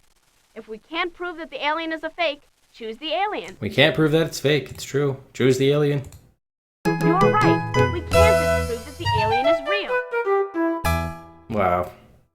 Does that mean real aliens wins? I guess it might. As far as the bet goes. Actually, kids, I have a confession to make. The alien is a hoax. I knew that. Staged by my university. They are testing how people react to new ideas. We asked Mr. and Mrs. Eagle if you could participate. They thought you'd be thrilled. Yeah. So we knew it was Dr. Canaro was putting it on. So the question becomes the resolution of the case. It was a hoax, just not by Marky Moriarty. But the solution to the case that the game considered right was real alien disproved. Yeah, I guess nobody wins. You're right. It was pretty cool. I'm disappointed that the alien isn't real, though. He seemed like a neat guy. Let's check the evidence. When we talked with the alien, we learned a few facts about who it might be and why it might have come to Earth. Yeah, I got a refund. Sorry, everybody. Too bad. Yeah, so if we had an option C that it was a hoax, but like the field, not Marky, but the field, that would have won. It said it had heard the War of the Worlds radio drama of 1938 and came rushing over to help. But why had it supposedly taken so long to get here? Because, as Mr. Minus said, it takes a long time, even for radio waves, to travel the vast distances between stars. The fact that it was getting here late actually made sense. The alien seemed to talk only in words and phrases from the 1930s radio shows. In fact, it said thinking machine when it meant computer. It also talked about Jack Hammer, Detective, another 1930s radio show broadcast in Richview. And, as Mr. Starr noted, the alien knew all the facts about the famous 1938 War of the Worlds radio broadcast, which sounded like a Martian invasion of New Jersey. It was a mystery that couldn't be proved or disproved, just like Dr. Kanara told us. Many of life's mysteries can't be proved or disproved. The university had carefully planned it that way, to see if we would jump to conclusions. And you did. That's why I told you. That's why I tried to take that route that said, like, we can't do one or the other. But you wanted to go the real aliens route. Stupid Jennifer. Although many of the grown-ups we talked to did jump to conclusions, we didn't. Yeah, we did. Probable as it may seem, based on the evidence, that alien could have been real. Yeah, but why wasn't there it could not have been real? Why couldn't we have chosen, like, choose 3 things why you think that there's not evidence for one or the other? That's what I was trying to do. Oh, man. Lies. Damn lies and statistics. Mayan missile base unearthed. University experiment revealed. 2 of Richview's cleverest young minds were tested today in an experiment about new ideas conducted by the university at Mount Vernon. Yeah, I still don't understand what exactly the experiment was, what they were hoping to accomplish or find out. I don't know. Sounds like just a prank to me. Just trolling. Jennifer Eagle and Hippo, famous detectives, were presented with a totally new and unprovable idea to see if they would jump to conclusions or stick with the evidence. Well, if we had stuck with the evidence, we could have just said, we can't prove one way or the other. We don't have enough evidence. Instead, she said, oh, it could be real. Just say, we don't know one way or the other. We don't have enough evidence. The elaborate test involved a realistic-looking spaceship, a funny-speaking alien, and a very plausible story about aliens coming to Richview. Helping in the experiment were Mr. Minus, Mr. Starr, Jay Lightfoot, and Dr. Kanara of the university. Everybody was in on it. The detectives passed the test with flying colors. Jennifer said, as detectives, we are trained to use our imaginations to form theories, but to use the facts when drawing conclusions. We knew the case could not be proved one way or t'other.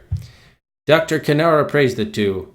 They definitely have the maturity of judgment needed to become world-class detectives. Okay, so that is it. That's it, yep. After 16 hours and 48 minutes, we are world-class detectives. Solved 57 cases in the town of Richview. Oh, good God.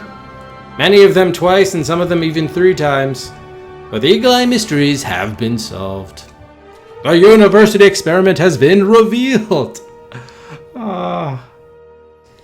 Yeah. So, again, like the, there was some cool stuff to the game for sure. Like, the music, the graphics were nice. They had a funny mix of characters and so forth. So that wasn't too bad. But the gameplay, and some of the cases were sort of kind of fun to solve. But the problem was the gameplay was way too narrow. There's just one. All you did just kept on clicking on things that told you where to click. Talking to people, it told you to talk. The only gameplay options were just choosing the clues at the end of each case. Like, that was it. Everything else was just served up to us on a silver platter. Didn't matter what order we did anything, nothing. So I still prefer, not to mention that they had a number of sloppy historical errors. They were trying to teach us things that were wrong. Like that line about that was in the Constitution was actually in the Declaration of Independence. They had some other spelling errors. I think there were 1 or 2 other incorrect things from the prior streams as well. So it's a little bit dodgy there. So yeah, I for something like this, I would definitely prefer something like Carmen Sandiego, which has would have a lot of cases, but would have a lot more to actual gameplay, varied gameplay. Even though it repeats from case to case, there's still more to getting through the case. than we see here. The gameplay here is quite limited. I doubt it because I think the sequel came out pretty quickly the next year or even the same year. Eagle Eye Mysteries in London, so I doubt they really changed much of it. I can hope, but from a gameplay perspective, I doubt they changed much. So we'll see, though. We will see. But yeah, thank you, Pint and Matt and everyone else who supported Eagle Eye Mysteries. Still glad to play it. I was a little bit disappointed, though. So we will head to our Hall of Adventure, and at game number 188, Eagle Eye Mysteries, put it up on the shelf.